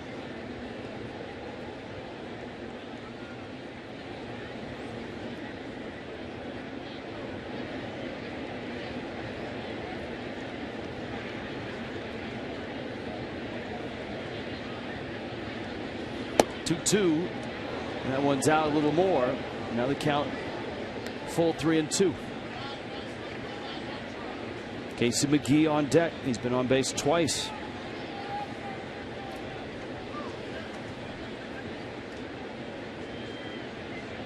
Lucas, a leadoff double.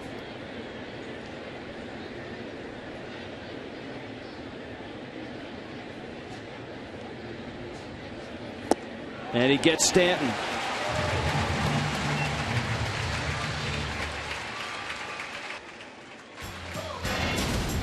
Well, the result here a lot different. Stanton, a swing and a miss. Angry, frustrated.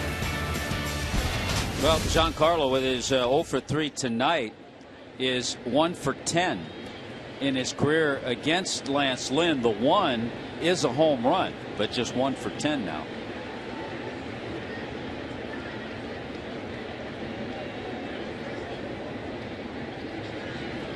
So McGee now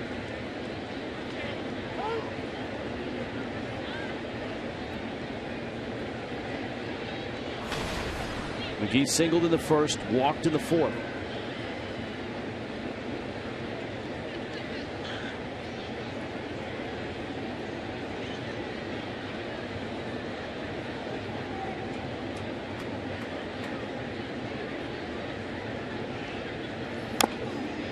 And he gets the same medicine that Stanton got.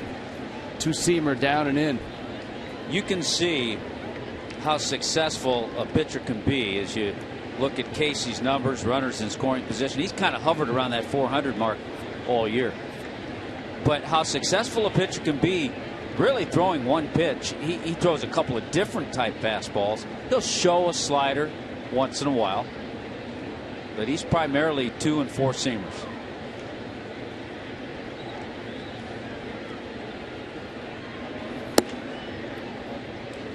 And then he runs 95 miles an hour on the outside part. And that's the hard part as a hitter, I would expect, Hut, is you identify fastball and start your swing, not knowing whether it's the two-seamer in or that That's right. It four-seamer could be out. Different type fastball, yeah.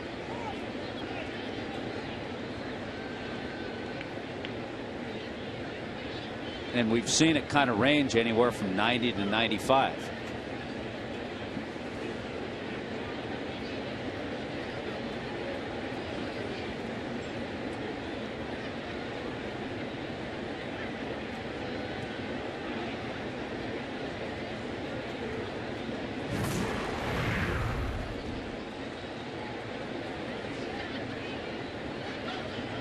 Miami looking for the first run of the ball game. They've got a good guy up there in McGee with his 50 RBIs. You saw the batting average with runners in scoring position, and he lays off the one in. They have seen their scouting reports tell them that Casey McGee has gotten a lot of big RBIs, driving pitches that were out away, driving him into right field. So because of that, Lynn has tried to pound him inside with those hard two-seamers.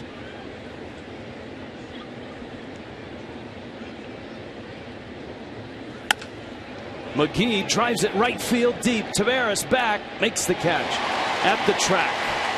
Lucas had gone halfway, and he's back at second base. Boy, he hit that ball hard.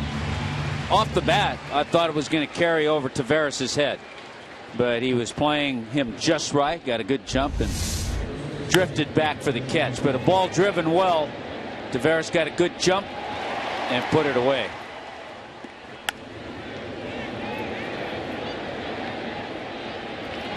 Not a whole lot you can do. You go about halfway. If it drops, you score. You're probably not going to tag up on a ball like that, because in a tie game, you want to make sure you score.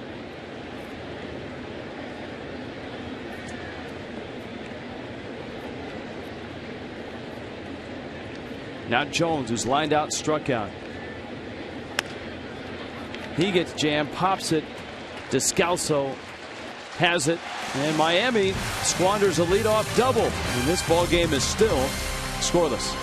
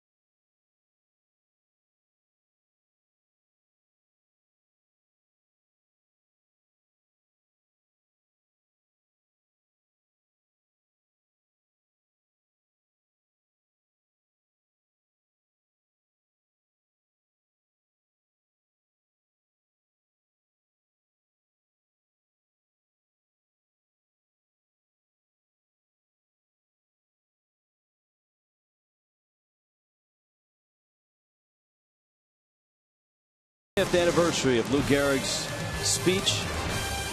Our AT&T U-verse rewind. Let's go back and take a look at some of the highlights from Gehrig's career. The Iron Horse, and of course, had he not been struck by illness, would have ended up. I mean, he's already considered one of the greatest players of all time. But Tommy, you think about the numbers had his career not been cut short. Well, he was just so consistent. Of course, had the consecutive game streak before Cal Ripken broke that streak. Never went out of the lineup.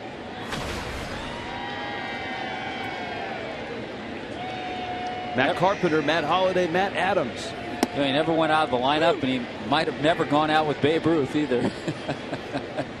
Two very different people.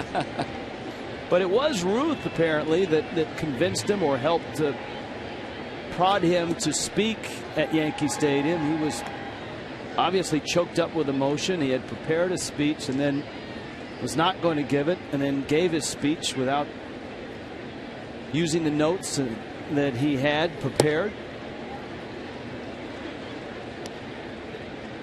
If you missed it on Marlins Live, on our postgame show, Fox did it, and Major League Baseball did a terrific job of compiling that speech. That's driven into right center field, and it's deep in the gap, top of the wall. Ozuna picks it up. Not a home run. Carpenter says it's a home run. He's signaling homer. Mike Matheny is coming out. Umpires say double, but this one will be looked at, you would expect. Boy, either way, that ball driven a long way by Matt Carpenter. Has just 4 home runs this year, hit 11 last year.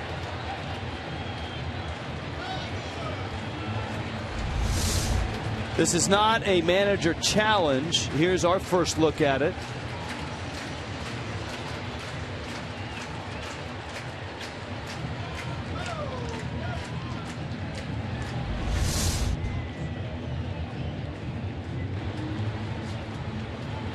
It looked as if it hit the padding at the very top of the wall and then bounced back on the field.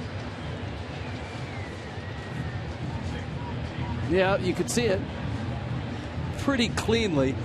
Now, as I mentioned, it's not a manager challenge. It's an umpire review, much like the home runs in past years that were reviewable. The difference is it's the folks / umpires in New York that will review it. Remember, they used to feed the video back to the umpires on site. Now in New York, the umpires in the control room simply look at it and they render the ruling, despite Carpenter's protest.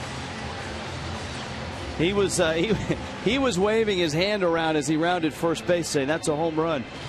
But it's a double, and we'll see if Eovaldi can pitch around it. He's got 3 really good hitters to get now: Holliday, Adams, and Peralta. Well, he has the best that the Cardinals can offer. Yeah, there is home run sign. Holliday has walked and has bounced out. Lou Gehrig's speech, often you hear the very start of it and the very end of it, but Major League Baseball and Fox compiled the entire speech given by all 30 first basemen around baseball. And we'll have that on our postgame show, Marlins Live, after this ballgame. Really cool stuff. Garrett Jones, of course. That's a really neat touch that Major League Baseball has done. Because I today on different news services saw Gehrig's speech, but they never give you the full speech. There's a 2 paragraphs worth where he talks about his team. He talks about people in the ballpark, the manager that he plays for, his wife. It wasn't a very long speech, but that's a part that's often left out. And you'll see it on Marlins Live postgame show.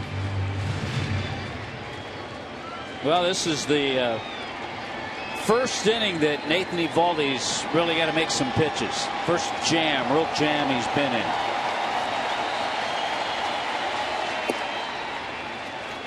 Holliday doesn't go after the breaking ball. 2-2.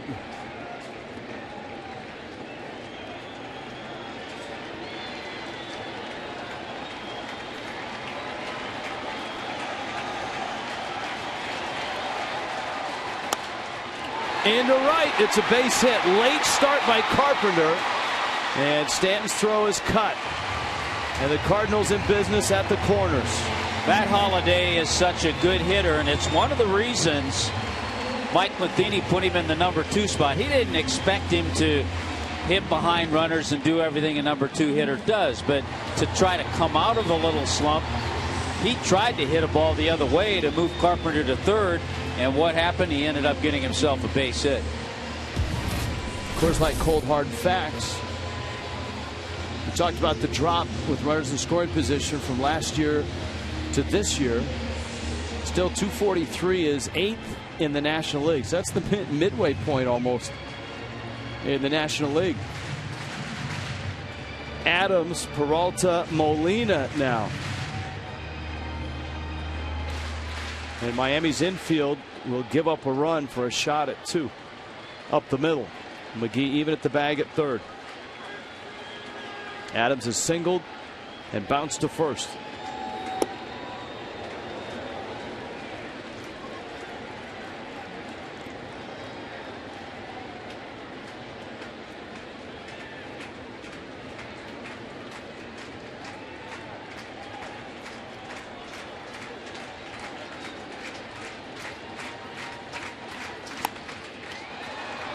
Little pop-up, shallow left, Yelich in, gets his feet set, runners coming, and Holliday is hung up between first and second, and he's safe. A sweep tag by Jones. He's called safe. I'm not sure if Garrett Jones touched him or not, but it looked like the throw got there ahead of him. Holliday saw the throw from Yelich's hand and bolted for second and then stopped when it was cut.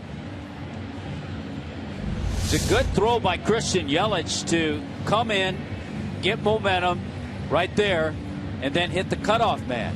And then alertly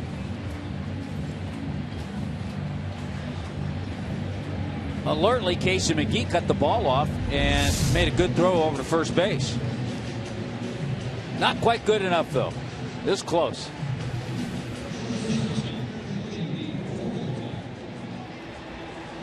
Not sure where Matt Holliday was going or why he was that far off the bag. I think he was thinking if that throw came to the plate, he was going to be at second base. Or if it didn't hit the cutoff man. And watching the replay, it looked like Garrett Jones was a few too many steps off the bag.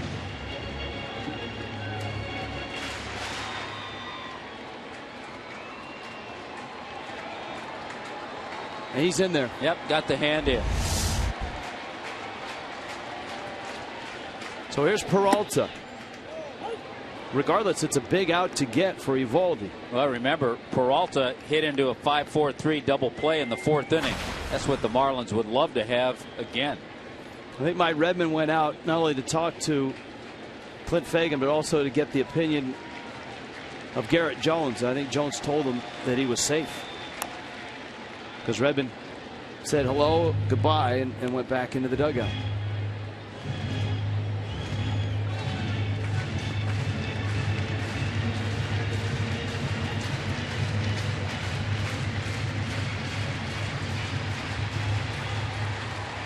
The double by Carpenter opened the inning. Holliday singled to right. Adams fly ball out, moved nobody.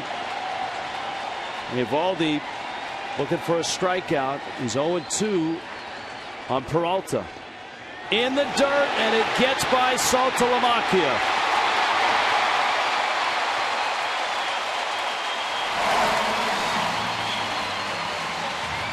And the Cardinals have the first run of the ball game. Eovaldi was thinking, let me drop a good slider on Peralta, get him to chase it. Slider gets away from Saltalamacchia. And just like that, the Cardinals get a run on the wild pitch. On that wild pitch, Holliday goes to second base, too. So you lose the shot at the double play. You lose the shutout. You lose all kinds of stuff. You lose a little momentum, too. Because with the shallow fly ball, the Marlins had a chance to get out of this inning.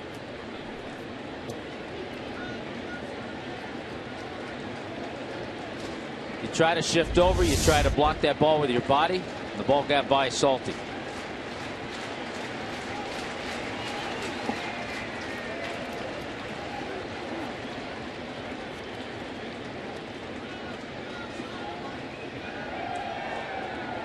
Counts 2-2. Still only one out.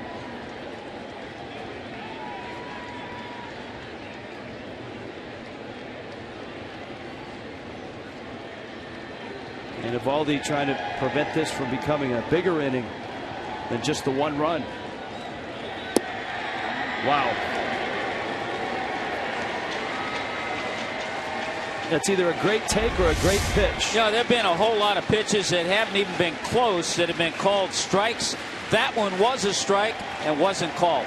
Bad night for Todd Tishner.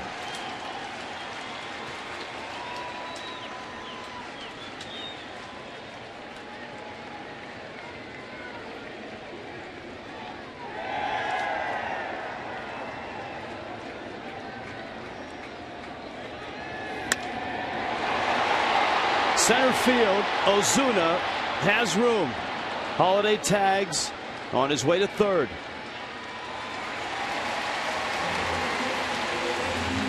A long fly ball out, and it brings up Yadier Molina.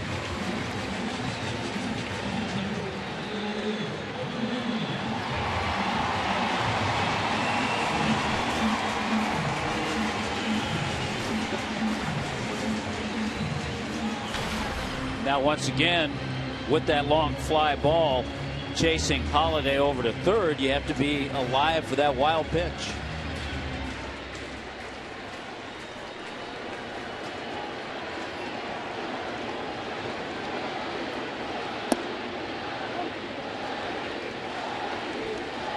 Boy, so many times Molina has come through in these situations. Last 3 years, Molina's been a 300 hitter.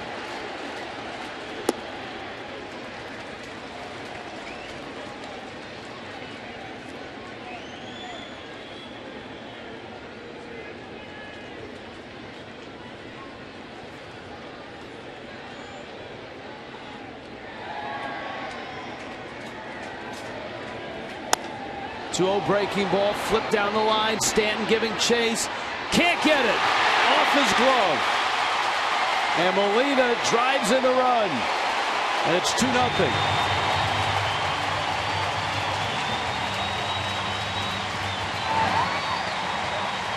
Yadier Molina came into this season a lifetime .308 average with runners in scoring position. It's not by chance. It's just because he's pretty good in these situations. Catchable, tough play. Giancarlo got there. The ball was slicing away. He got leather on it, just couldn't hang on.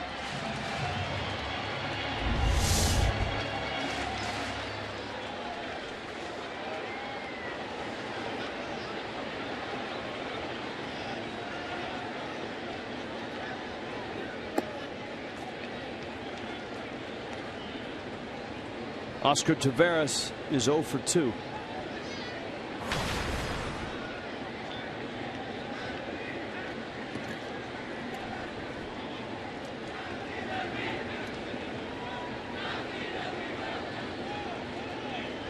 And Eovaldi steps off. Well, Eovaldi showed great poise in his last start. Remember, he gave up 4 runs in the first and ended up going 7 innings. That was in the no decision against Oakland in the 14-inning loss.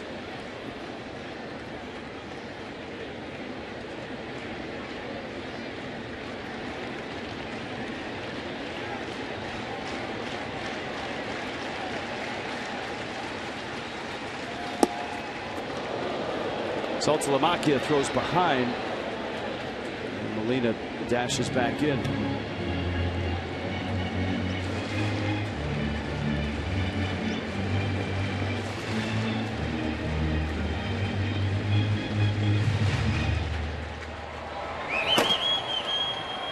Dan Jennings.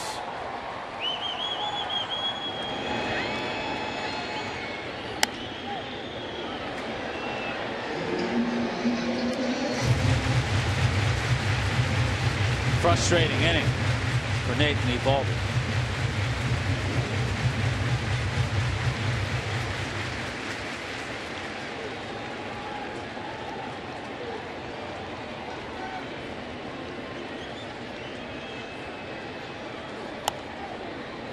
Count stays at 1-2. Scoreless game until here in the bottom of the 6th. The Carpenter double, Holiday single. Marlins came so close to getting Holiday at first in what would have been a double play on the fly ball out by Adams.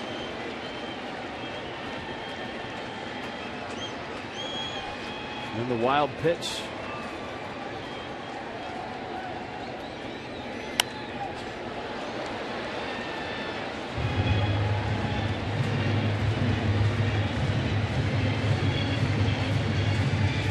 So not only is the lead with the Cardinals now, but Eovaldi's pitch count registering 3 digits. If he gets through Tavares, this will probably be it. He's due up 4th, and the Marlins bat in the 7th.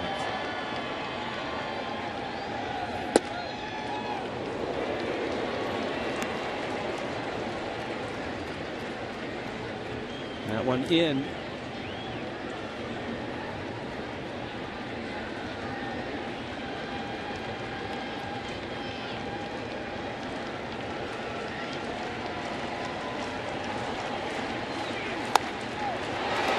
To right, Stanton, track, can't get it.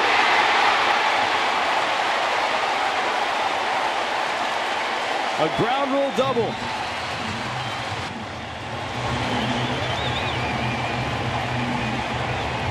Well, we talked about it being a frustrating inning for Nathan Eovaldi. It's a frustrating inning for Giancarlo Stanton.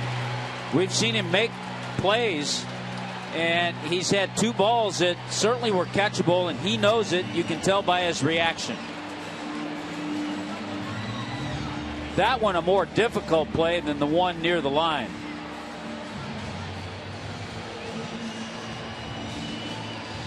We talked earlier about a small inning becoming larger, and it certainly has. Chuck Hernandez out for a visit to Eovaldi. Oscar Tavares, an RBI double. And it's a 3-run 6th. That's as most emotion as we've seen Stanton on a defensive play I think I can remember. He's very frustrated right now.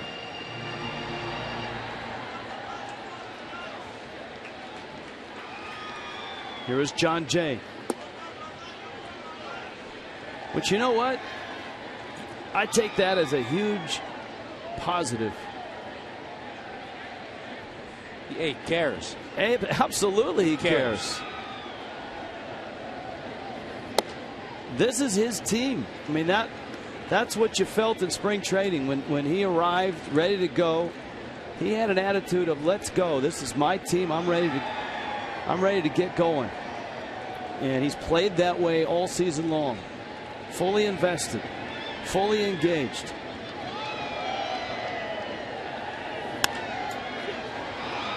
Now Yelich drawn towards the line, and he makes the catch.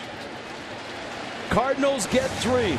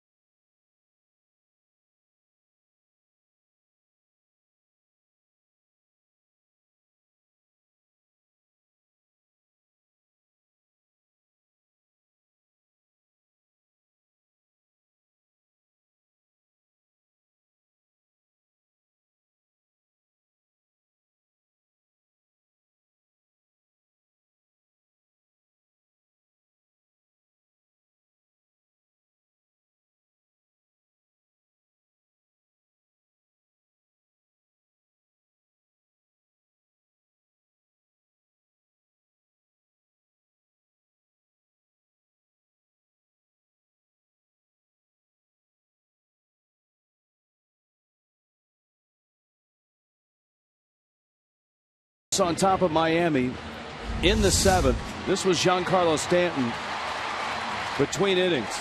Still frustrated. Still angry.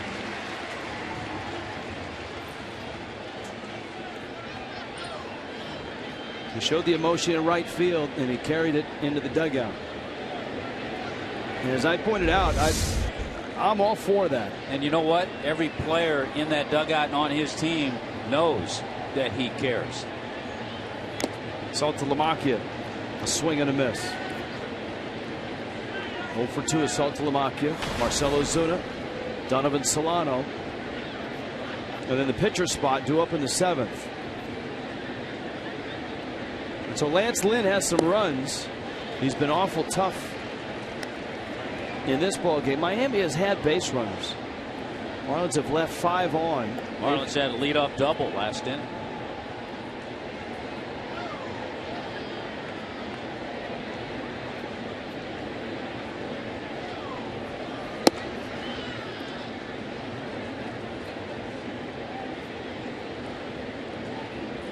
Infield shifted around for Saltalamacchia.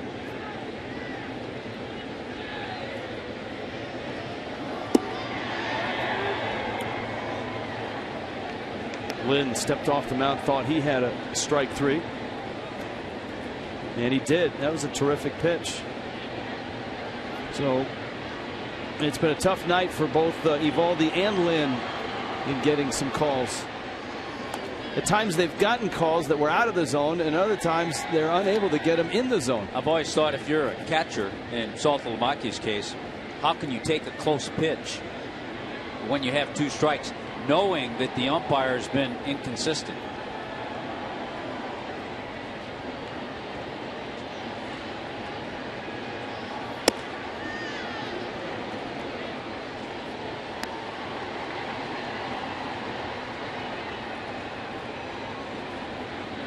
Full count, 3-2.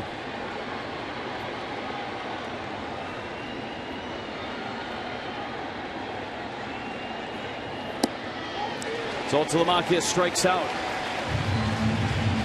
Let's check in with Craig Minervini. Craig? Rich, the Cardinals, like other teams around Major League Baseball, will be auctioning off the bases used in this game, and as a result, they made a couple of changes, so there are actually 9 bases they'll use during the ballgame. Very cool. On one side, it says St. Louis Cardinals National League champions on one side. Then you've got the team logos: Cardinals, Marlins, July 4th to the 6th for the series 2014, and capped off by the 75th anniversary of Lou Gehrig's speech, which you talked about. We'll have more on the post-game show. You don't realize how heavy these bags are until you start holding them for a while. Very cool, though. And again, for charity, they'll be available for purchase and giveaways probably at different events around the country. Thank you, Craig. Marcell Ozuna watches a 1-0 pitch sail outside, and it's 2-0. Ozuna's flied out, struck out. Lance Lynn has 5 strikeouts, a walk. He's at 102 pitches now. Yeah, he's trying to complete what will be his last inning, I'm sure. Remember, because of the blister, he only went 2 innings in his last start, but did give up 9 hits and 7 runs in L.A. His complete game earlier this year, he threw 126 pitches.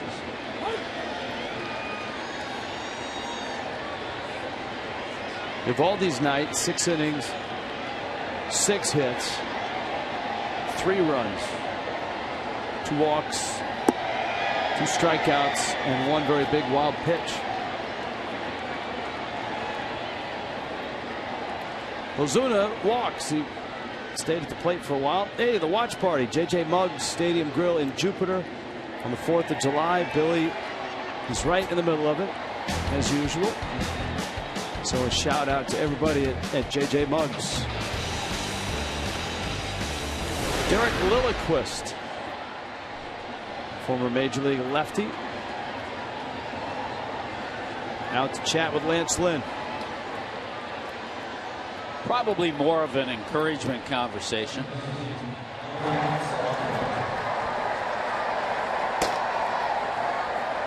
The Marlins, by the way, have a little different makeup on the bench, at least for the next couple of days, with, if you just joined us, with Derek Dietrich having been placed on the disabled list.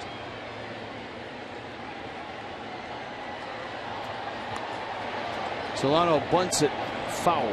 So you don't have the left-handed bat of Dietrich, Justin Bohr, the only lefty, Jake Marisnick up, but a right-handed bat, along with Jeff Baker and Reed Johnson and Jeff Mathis. That could change depending on Adeiny Echeverria's progress. Those folks at the watch party at J.J. Muggs, right across the street from Roger Dean, could go over and see Adeiny Echeverria maybe play a few innings. Saw Freeman down there, the lefty. And Justin Bohr on deck.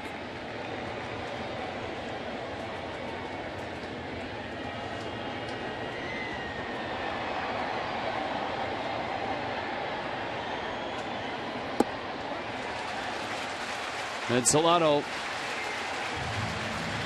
strikes out. And so Bohr is announced.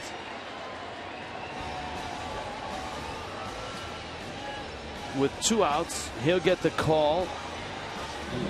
Looks like Lynn will stay in. On Sunday, following Marlins Live, Fox Sports Florida will debut Inside the Marlins Decision Day. Behind-the-scenes access to the inner workings of the Marlins baseball operations staff leading up to the #2 overall pick. Tyler Kolek, of course, was that pick. We'll also hear from Kolek inside the Marlins Decision Day on Sunday following Marlins Live. That's after Marlins and Cardinals. So here's Bohr, and he takes in. One of our fans from the watch party just went over and let us know that Etch is 0 for 2 tonight.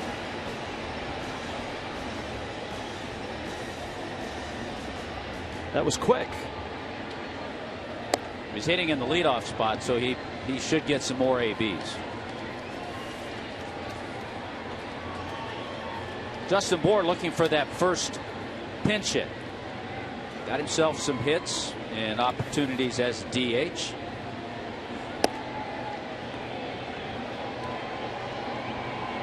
The count's 3-0. Yelich is on deck. If Lynn loses Bohr, you wonder if Mike Matheny goes to get the lefty. I would think he would. And Yelich would come to the plate as the tying run.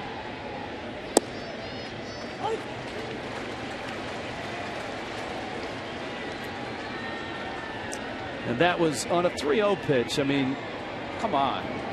I mean, this is just really inconsistent.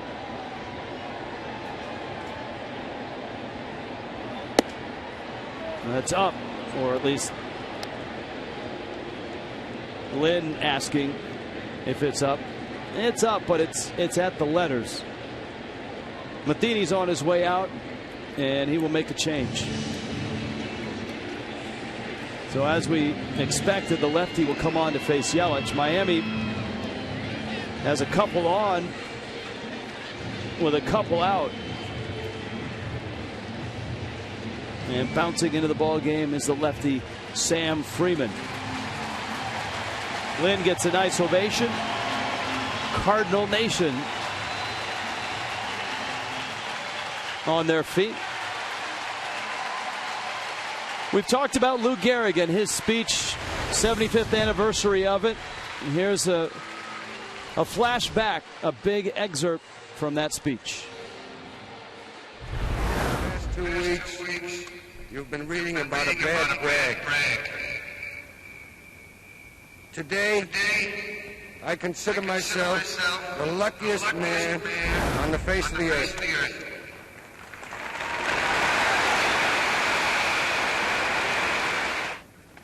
When you look around,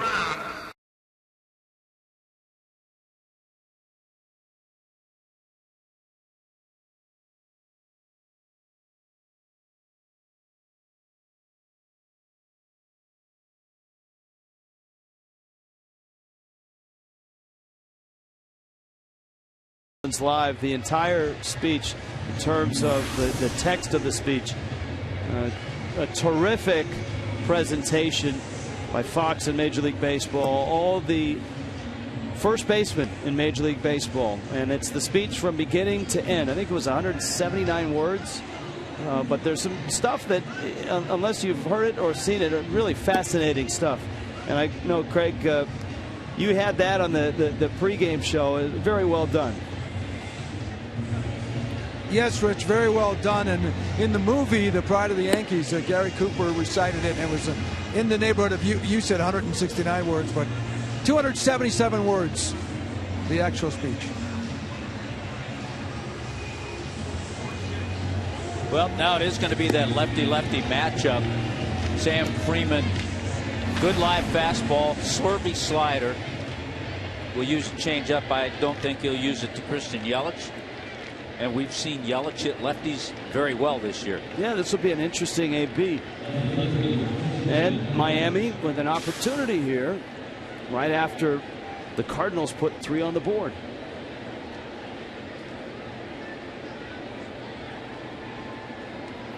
'24th sellout of the season here in St. Louis. A crowd of 46,131. Here's the Yelich splits. And a strike. You don't have great speed as the trail runner. It's Bohr at first. And Ozuna, the runner, at second.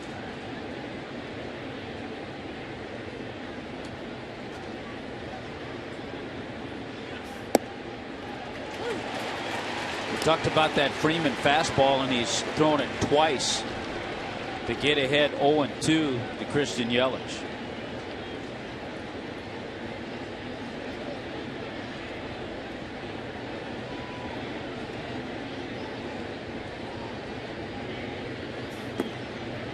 And he bounces one. Freeman pitched yesterday. Gave up a run in San Francisco.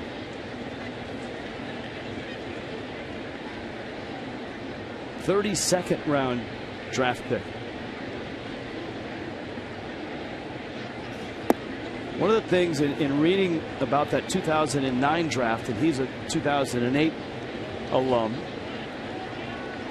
it's something that Joe Kelly said coming up, is that even as a guy that wasn't a top draft pick in the Cardinals organization, guys are given the opportunity to succeed regardless of their draft status. And that's how you end up with a guy like Adams, with a guy like Kelly, with a guy like Rosenthal, with Sam Freeman. Once you get into their system, guys like that have said they feel they have the same opportunity as a guy that was the first overall or a high second pick with a big bonus. 2-2. Yelich, a ground ball. Descalso smothers and gets the out. And the Marlins leave a couple. 7th inning stretch in St. Louis. Cardinals 3-0.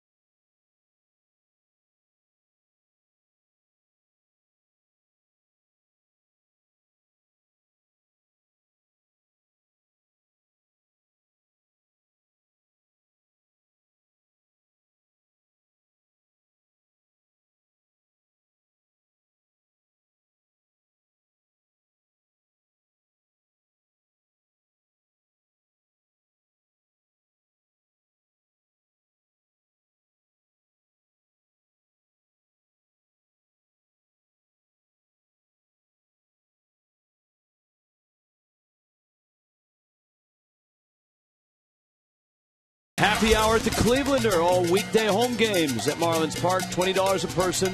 You and your group will receive a game ticket in the Clevelander, a free drink, and food specials. Happy hour begins. I had to wait for that music. It's my favorite part. And the dancing ladies, too. It begins with the gates open. That's when happy hour begins. And is restricted to guests 21 and older. Go to Marlins.com/groups today. See how you can't just read them. You got to watch them, yeah, too. it's part of the deal. There's Descalso now. Well, Dan Jennings in to face Descalso. Then a pinch hitter. Then back to the top of the order.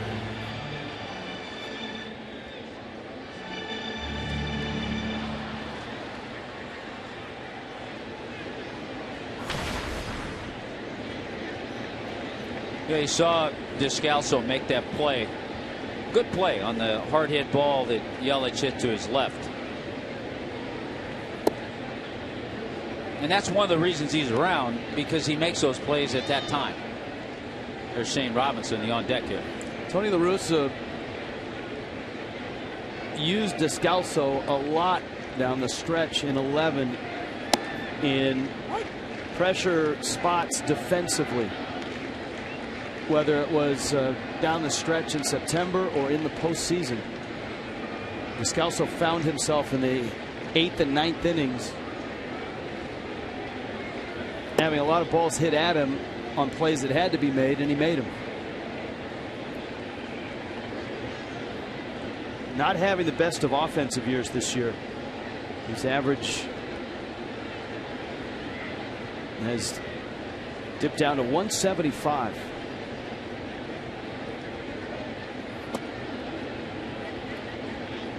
But on a ball club that has the likes of Carpenter, Holiday, Adams, Molina, Peralta, Craig, you can afford to have a guy that's versatile, can play all over the place, and makes the plays.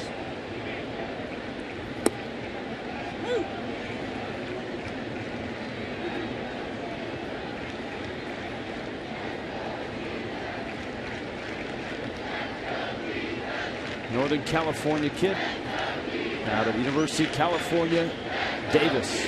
Your alma mater. And a base hit in center field. Part of the problem, and we saw Dan Jennings have a real good inning last night, mainly because he got ahead. But when he gets behind and has to throw a fastball, the left-handed hitter has a little better chance of getting a base hit. When he gets ahead, then he can utilize that slider. AT&T fan photo. If you hashtag your photo, FL fan photo, and tweet it. Drum roll, please. Oh, the Bassmaster. Now we're talking. See, the blue ribbon panel takes the day off, Hut, and look what we get. We get a good one.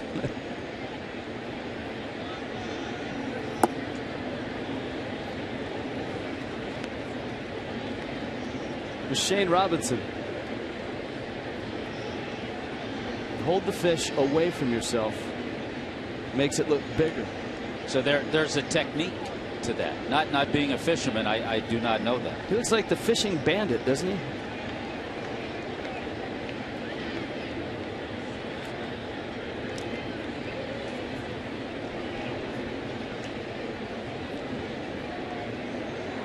Well, you heard Jeff Mathis talk about the panhandle in the 4th of July. Shane Robinson knows that area. He was a terrific player at Florida State.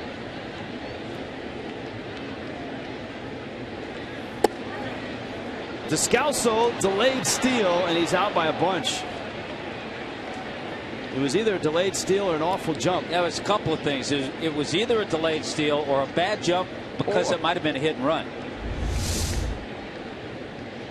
Yeah, no, it was a straight steal, maybe hit and run. Let's see if he takes a peek over his shoulder. A little bit. Pitch was way inside, but Robinson let it go. It's a good throw by Salty. The gun down, and just like that, get a couple of quick outs. Solano fires over to first in time to get Robinson.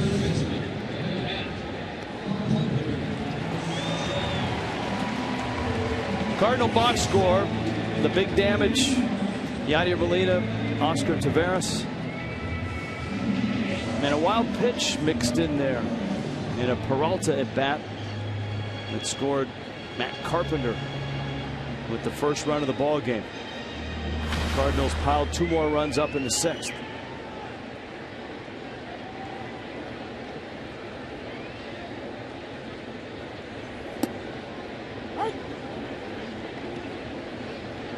The Gecko, a little late today, weren't you? Our Geico quote of the day, Matt Carpenter. If you look at it, the toughest part of our schedule is over. We still have to play good baseball, but it's lining up for us to take off. 5 back of the Brewers.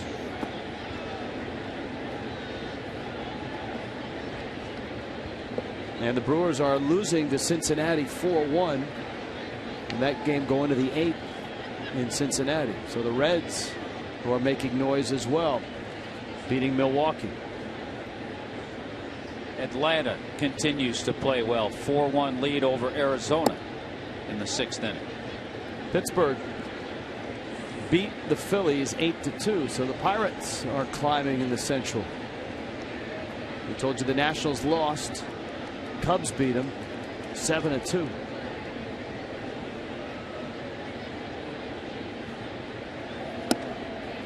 Trying to figure out in my head, I believe Clayton Kershaw, he's pitching in Denver tonight. The Dodgers have a 3-0 lead, so through 4 innings he hasn't allowed a run. That gets him in the 30s, I think, consecutive shutout innings. Well, the last, I mean, as far as the record holder, Oral Hershiser, and he broke Drysdale's record, so that's 3 Dodgers. I mean, yeah. If he gets up around there, then how phenomenal would that be? Well, the Dodger pitchers aren't affected. Zach Greinke threw well at Denver. He gave up just 2 runs in 8 innings last night. Yeah, Kershaw's gone 4, 1 hit, 6 strikeouts.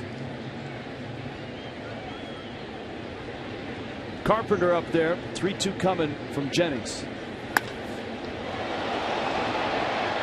Ozuna lost it, found it, and caught it. Wow. Well, he got it. A little high anxiety out there in center field. But a nice adjustment.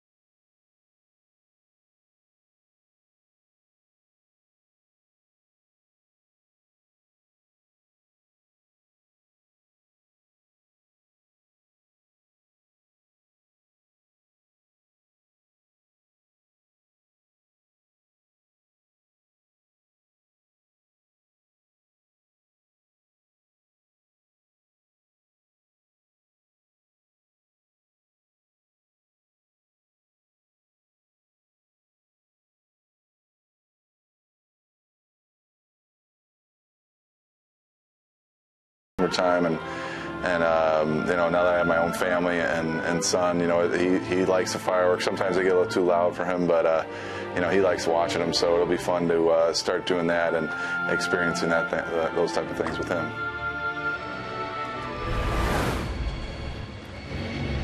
Three 0. St. Louis on top. Pat Neshek The unique right-hander comes out of the Cardinals bullpen. It's one of the little parts as you watch Neshek warm up. Little parts of baseball, though, on July 4th that takes players at times. It's a great time, but it takes players away from their families. So Garrett Jones and his little boy Jackson will have to maybe either celebrate it on another night or another year when the team's home. Neshek, who has the unique delivery and was a teammate of Mike Redmond's with the Twins. He was in that Twins organization the time he was drafted out of Butler University in Indianapolis. He was a 6th-round pick of the Twins. Lucas fouls it at the plate. He was with the Twins organization all the way through the 2010 season. Padres, Athletics, and now with the Cardinals. Probably the most unique windup and delivery in baseball. And that's, as a hitter, you never see this. So that's why it's tough at times to pick up the ball off a guy like this. He grew up in Minnesota, played for the hometown Twins, which was a dream come true for him. He set a ton of records at Butler.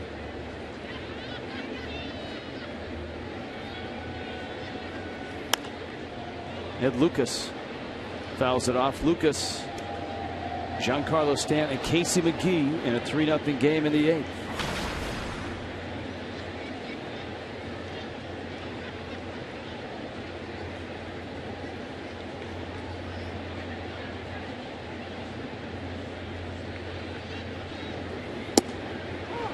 And Lucas caught looking. With the delivery, he'll use that sinking fastball, but then he freezes Ed Lucas with a slider.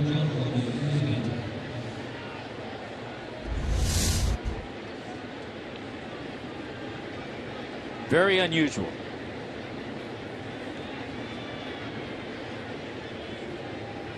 It's kind of a double pump latte delivery. I mean, it's Cishek is really interesting. Maybe it has to do with the name. I always get behind the one who has the double pump with the soy latte, everything else. Stanton chops one to third. Carpenter across the diamond in time. And Stanton, a frustrating night so far here in St. Louis. Never too late to download MLB.com's At the Ballpark mobile app. Great features throughout the year. Check in through the app, earn free tickets. Download the free MLB.com At the Ballpark app today.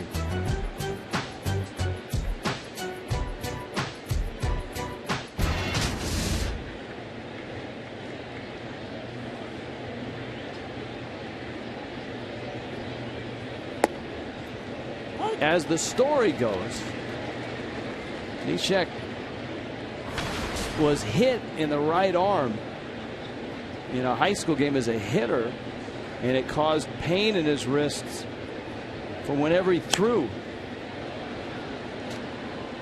And the pain wouldn't go away, but apparently he found out that when he threw sidearm, no pain.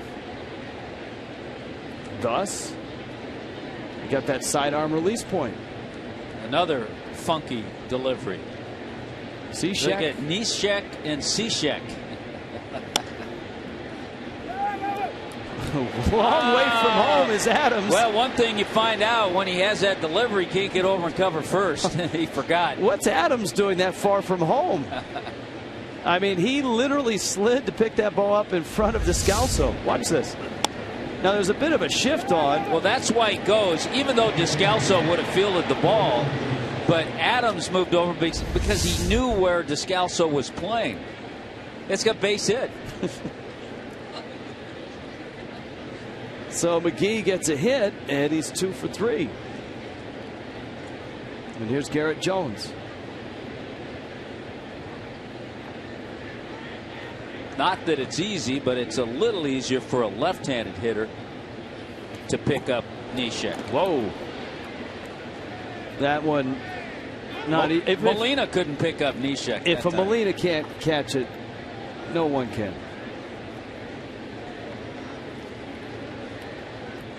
Molina with a little tap there, just saying, get it close, I'll catch it. See, if somehow we were able to get a ball player in the game named Abednego, you could have Neshek, Cishek, Abednego.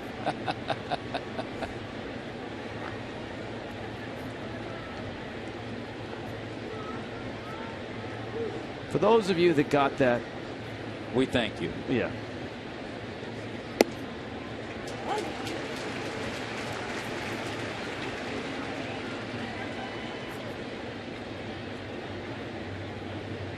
Now McGee's out at second.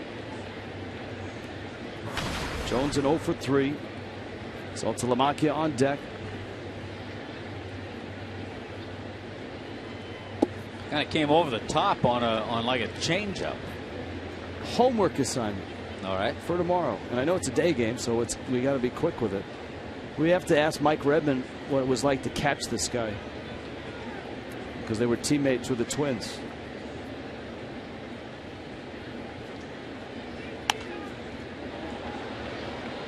The funny thing is his release point is actually higher than it looks like it's going to be. It starts out lower. Yeah.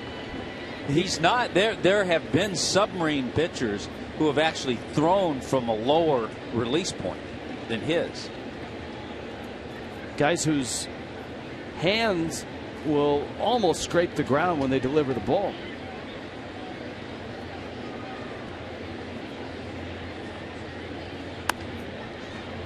Jones sends a flare down the left field line, and it lands foul.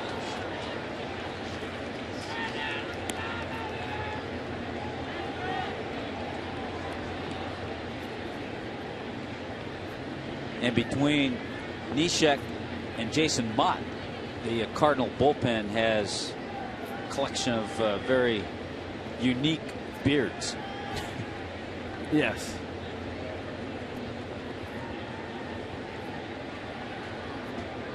The other thing he does, watch where he puts his foot. He starts on the first base side.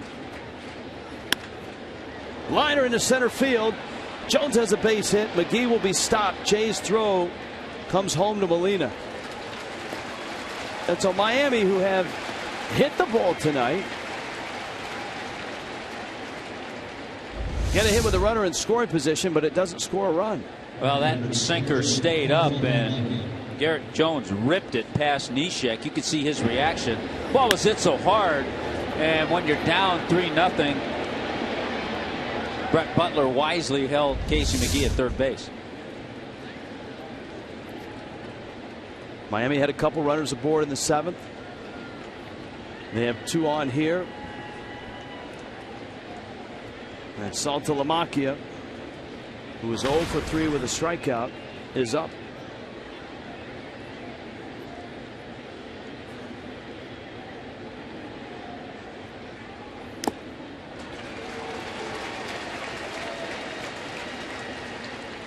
His motion has almost a little less funk from the stretch. He can't get the full funkness in it. It's old time. I'll bet Henderson Alvarez is watching this with fascination. Yeah, there's another changeup. He's thrown a couple of changeups, and I bet Neshek really looks good when the Cardinals wear a throwback uniform.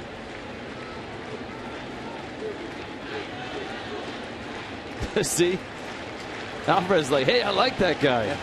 He's got style. How do I use that in my next outing?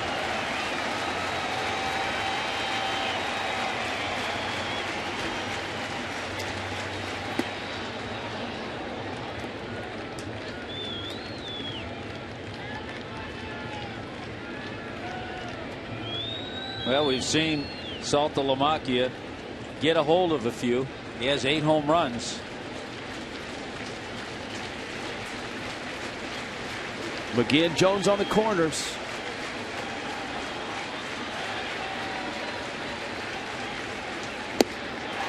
Got him, struck him out. Neshek punches out Saltalamacchia. Miami leaves 2 more.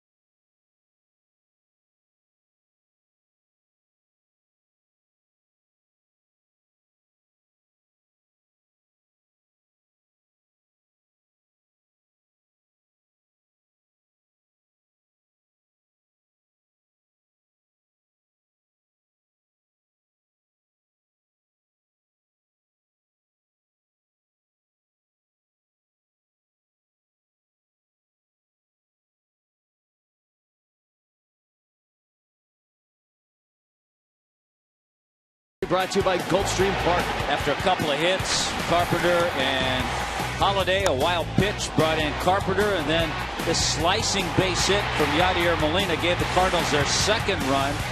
Holiday came in to score, and Oscar Taveras hit a ball that frustrated Giancarlo. It was a tough inning for him. He thought he should have had that ball. Cardinals picked up the third run of the game. Some emotion from the big man, and I think you and I kind of agree that that's okay. Sam Dyson comes in to work this bottom of the 8th inning. Remember, this was a scoreless duel between Lance Lynn and Nathan Eovaldi. And Tommy, you picked up the story right where it fell apart for the Fish. Fred Bird. Who wins, Fred Bird or the Pittsburgh Parrot? I would go with the Parrot. Pittsburgh. I'm with you on that. Upcoming broadcast schedule brought to you by Lexus of Pembroke Pines. Tomorrow and on Sunday, 1:30 starts for Marlins Live. And on Monday, no television. Tuesday, back at it. Late night with the Fish. Wednesday's an afternoon game. All those times are start times for Marlins Live.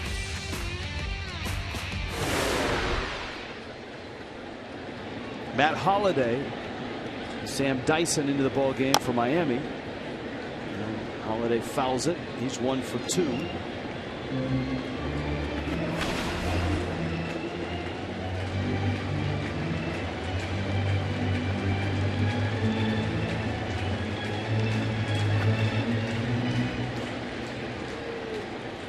The caps that we've seen both the Marlins and the Cardinals wearing are navy for the 4th of July. There are some teams that are wearing red caps, and it works for a lot of teams.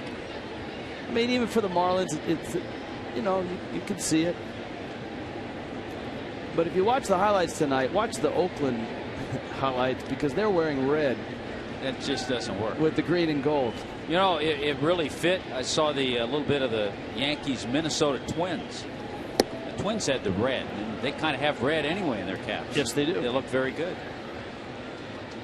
Look odd with the Yankees, who you're always used to seeing the traditional Yankees cap. Because they had the navy, which would have looked fine, but then they had the red bills.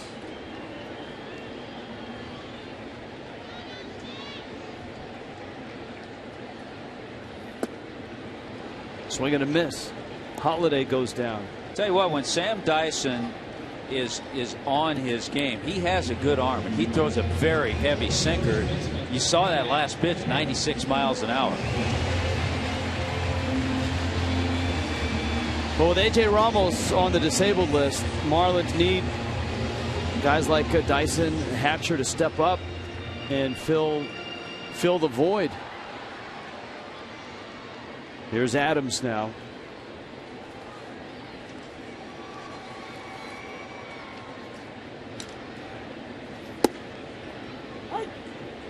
And Adams takes a strike. Matt Adams may be from Slippery Rock, but once he signed with the Cardinals, he absolutely raked in the minor leagues. His slugging percentage was .565 in the minors. Lucas. 2 quick outs by Sam Dyson here in the 8th. And up comes Johnny Peralta. I was just looking, we were talking about that Dodgers game in Denver. Kershaw, 4 innings, 1 hit, 6 strikeouts. The starter for the Rockies, who's out of the game, gave up 12 hits and 8 runs. Jair Jurgens, who they just picked up. He was in the minor leagues, I believe, with Baltimore. And I think the Rockies picked him up from them.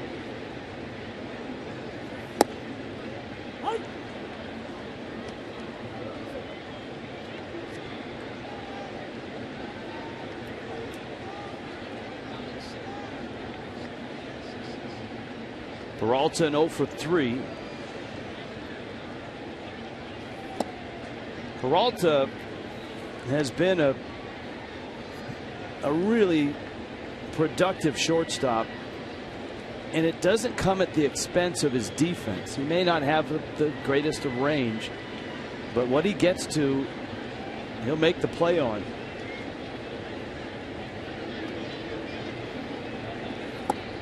He has the highest fielding percentage of any shortstop in Major League Baseball since 2008.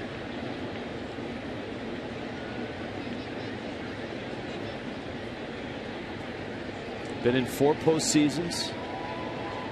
Of course, 8 years with Cleveland, 4 years with Detroit. We talked about the drug suspension earlier in the ball game. The irony there is that yesterday there were reports that his former agents were being investigated by the Players Association as having a role in the biogenesis. So when you think about it, it's a whole different look in the Cardinals infield this year.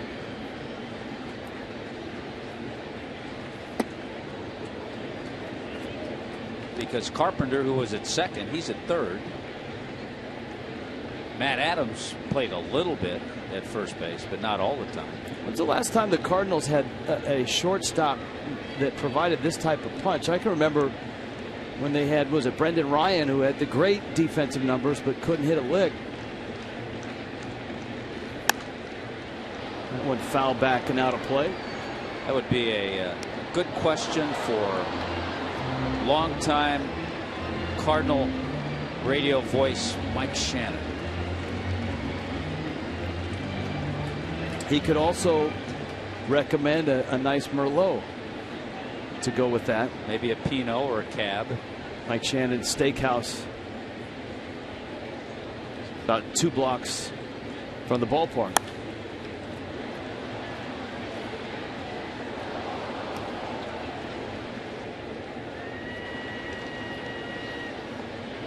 There's Mike.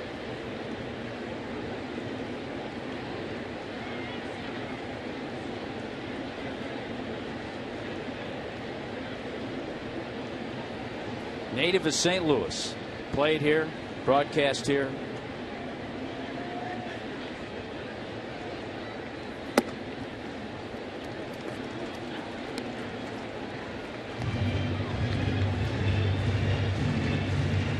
We'll count 3-2 with 2 outs, bottom 8.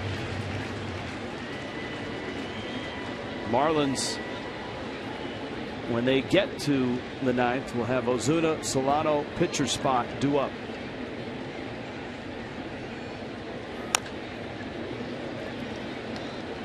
The Cardinals made a pretty big investment in Peralta. 4 years, $53 million.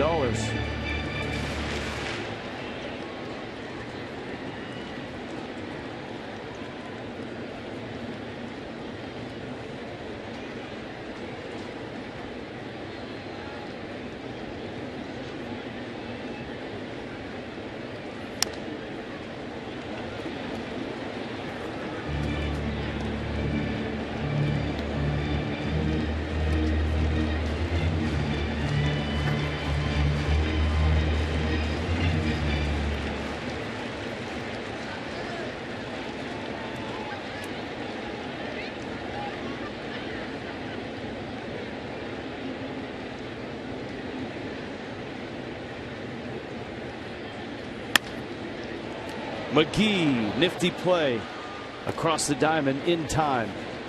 Dyson a 1-2-3-8. Miami running out of outs to the 9th, down 3-0.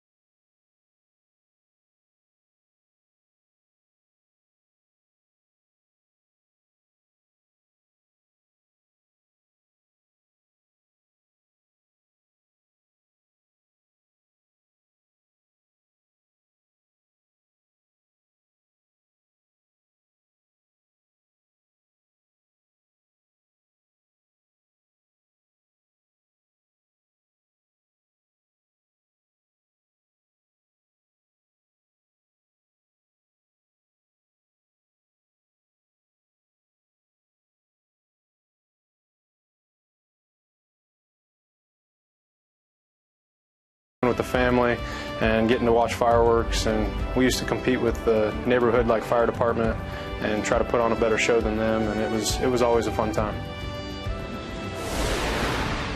4th of July in St. Louis, and the fans, all 46,131 of them, hanging in there, not only to see the fireworks, it's a sweet looking bandana, but also to see Trevor Rosenthal work.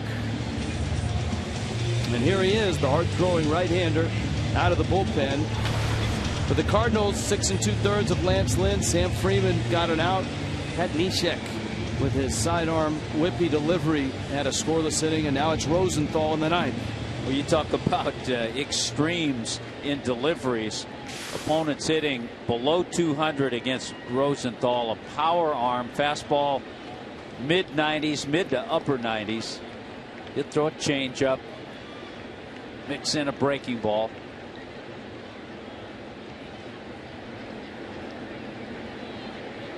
Trying to nail down his 26th save. So if you're talking about all-star closers, you certainly have to put Rosenthal in that mix. Rosenthal had a terrific postseason last year. 10 appearances. Did not give up a run.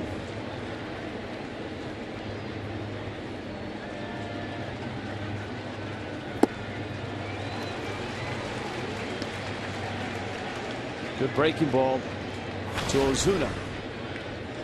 Well, that's the amazing thing. They brought him up. He was with the club all year, appeared in over 70 games, but not as the closer. So he had just 3 saves. Then he took over that closer role, and he had 4 saves in the postseason. Cardinals have always been able to get creative with their bullpen, with their closer role. Remember the year Wainwright was closing? Rosenthal knocks it down. He's not going to get Ozuna, who's aboard with an infield hit. Remember Wainwright back in 06? He finished things off. Did he strike out Carlos Beltran to end the National League Championship Series? And then, of course, the Cardinals would go on and win the World Championship. Tony La Russa in 11 was mixing and matching with seemingly everybody and had the quick hook down the stretch, but was able to piece it together with his bullpen. Solano up. Reed Johnson's on deck. I'll tell you another thing that stands out to me about Rosenthal.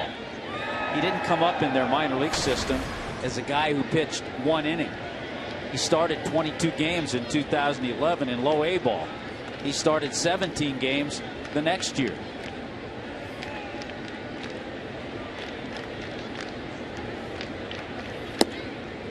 And there's a reason. They may have said, hey, he has just a couple of pitches. He might not project to be a major league starter. But through that time, he was learning how to pitch a little bit. He didn't spend a lot of time in the minor leagues. No, he didn't.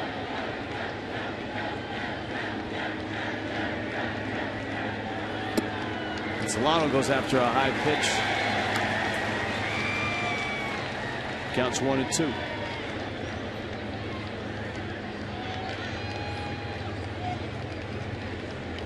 Miami has had base runners tonight. They've left 9 on base, 8 hits without a run.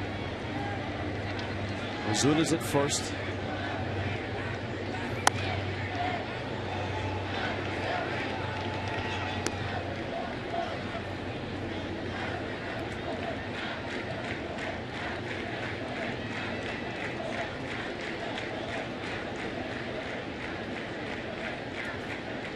One and two.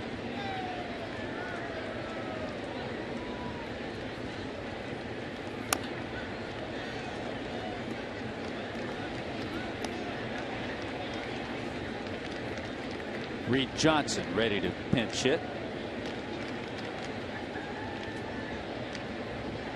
Solano in the 8th spot. Singled in the 2nd, singled in the 5th. Outfield playing very shallow, especially in right. Taveras. Perry Hill with good feet to get out of the way. Padres shut out the Giants. Giants, I don't want to say it's a free fall, but it's a tumble. Matt Cain got the loss. Do you know that Matt Cain is 1-7? Wow. With a 4.27 ERA. Solano has another hit. Donovan Solano, a 3-for-4 night, and once again Miami has base runners and an opportunity.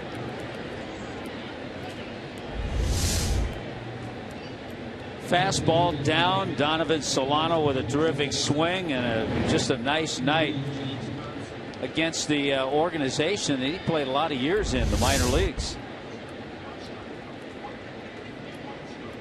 Not only are the Marlins facing a guy that's 4th in the National League in saves, but they're facing a guy that's allowed just 1 run since the 21st of May. He's also only allowed 1 home run this year. So they've got a couple runners on a couple hits. And here's Johnson.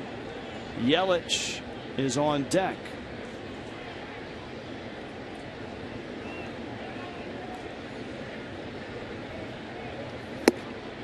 So the Marlins with 9 base hits, and they've yet to bring one across the plate. Marlins Live pregame, we talked about the life of a closer and how it can change pretty quickly. And for Steve Cishek, last week was a rough one. Rosenthal hasn't experienced that in a while.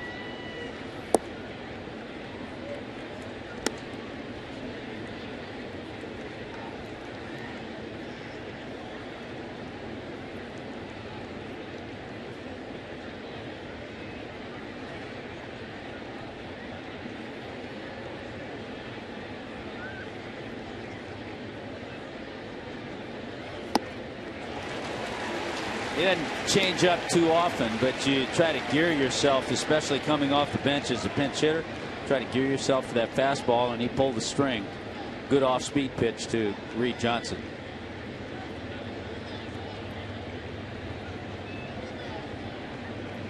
Now if he comes back with his fastball, it'll even look harder.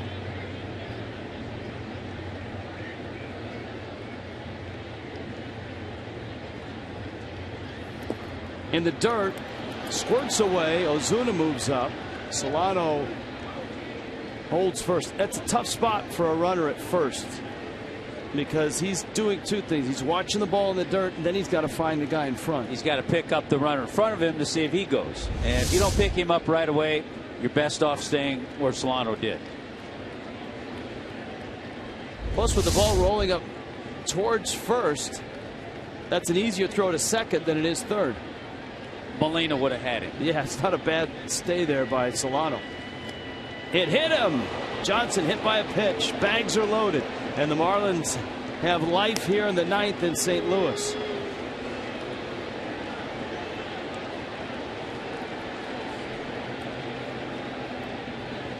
And a visit, not from the pitching coach, but from the manager.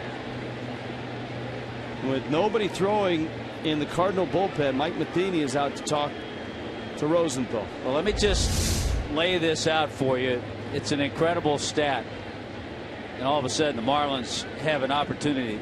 The Marlins have been involved in 28 games that have been decided by the last at bat of the team, either them or the opposition.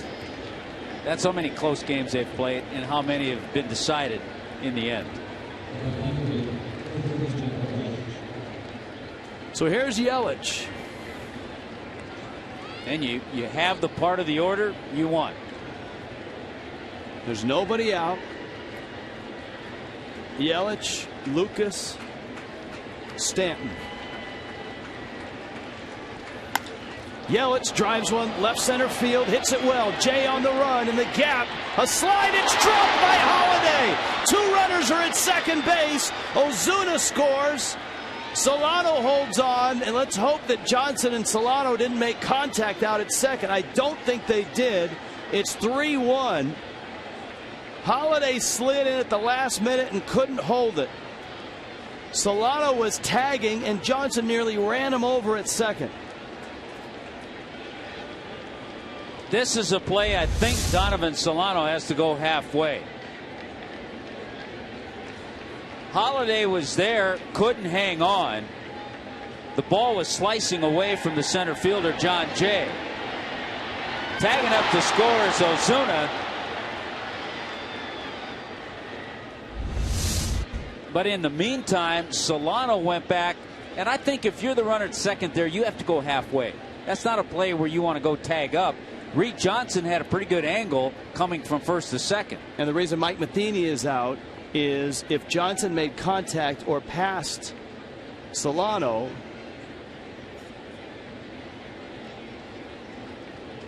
then, and the umpires are headed towards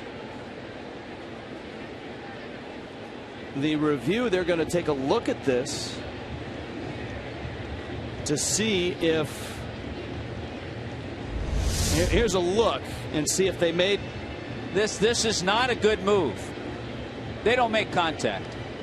They don't make contact. He touches the bag. They're both on the bag. He never made contact with Reed Johnson. But it's not a good move for him in that case. There are times when you want to tag up on a long fly ball. That's not one of them, especially with the play right in front of him. Go halfway, because if and plus you're losing 3-0 at the time.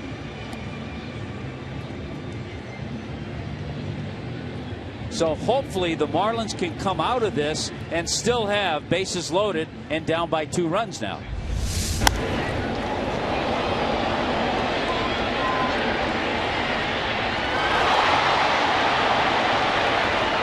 You know, he reacted there, Hunt, as if he thought Holiday had made the catch, it looked like. He thought he was going to catch it, yeah. But there was no contact between Solano and Reed Johnson at second base.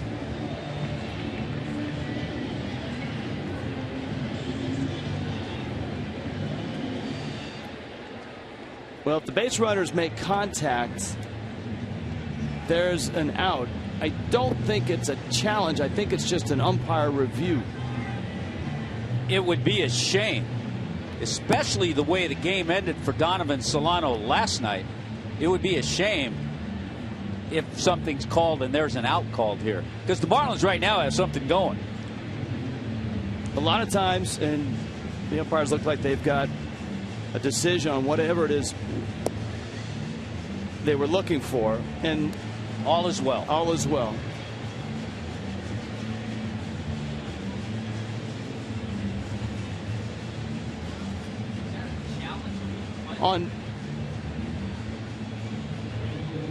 On base running, you can review passing runners. So passing runners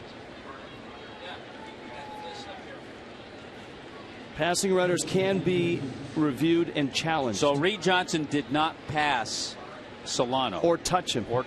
Here's Lucas, bags loaded.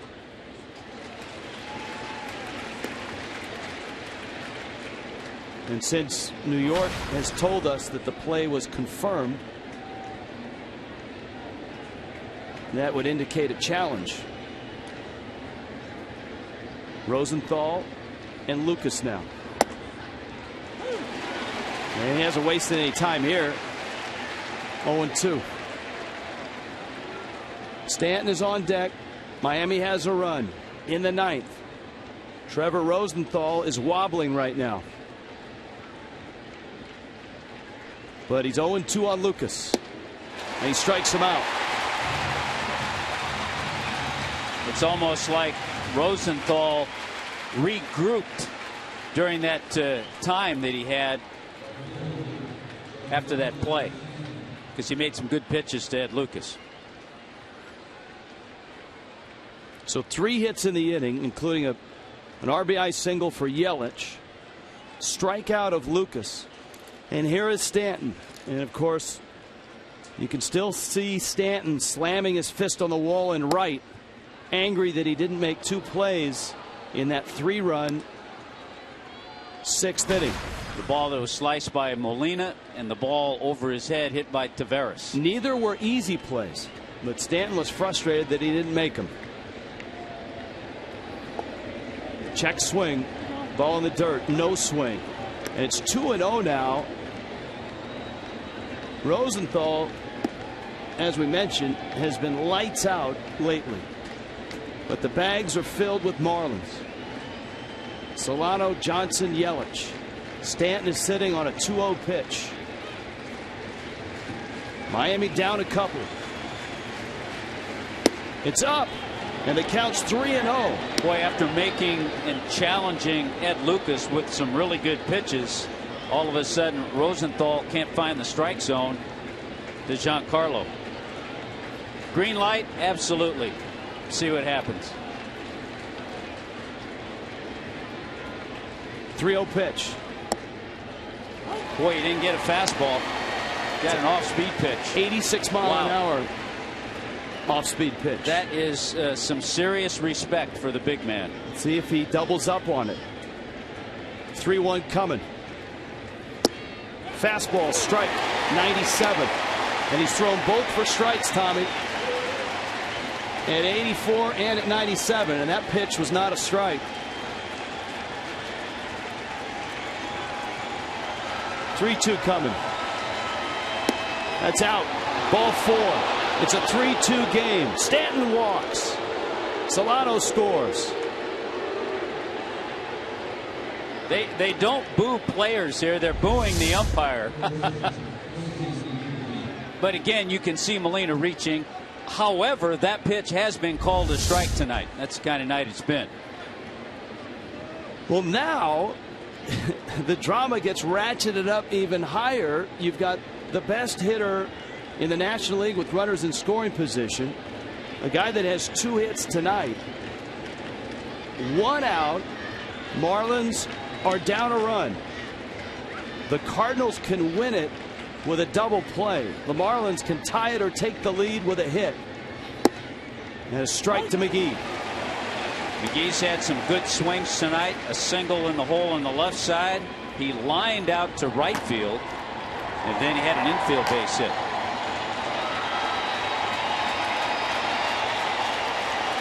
.98 miles an hour on that first fastball. McGee lines that one foul.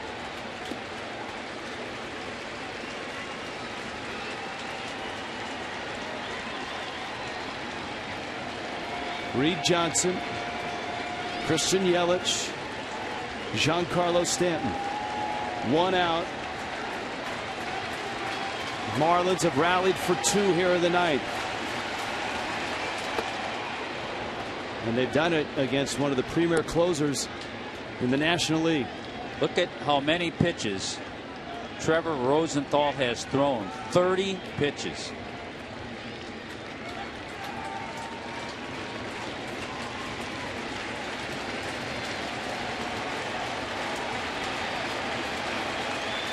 One, 2.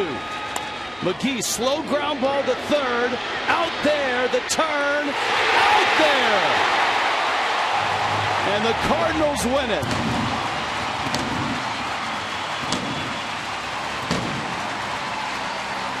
Mike Redmond has come on the field, but from the naked eye, it looked like a double play.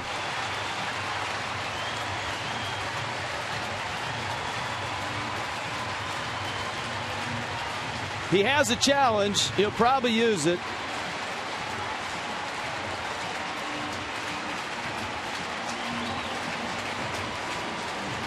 And it looks like he won't.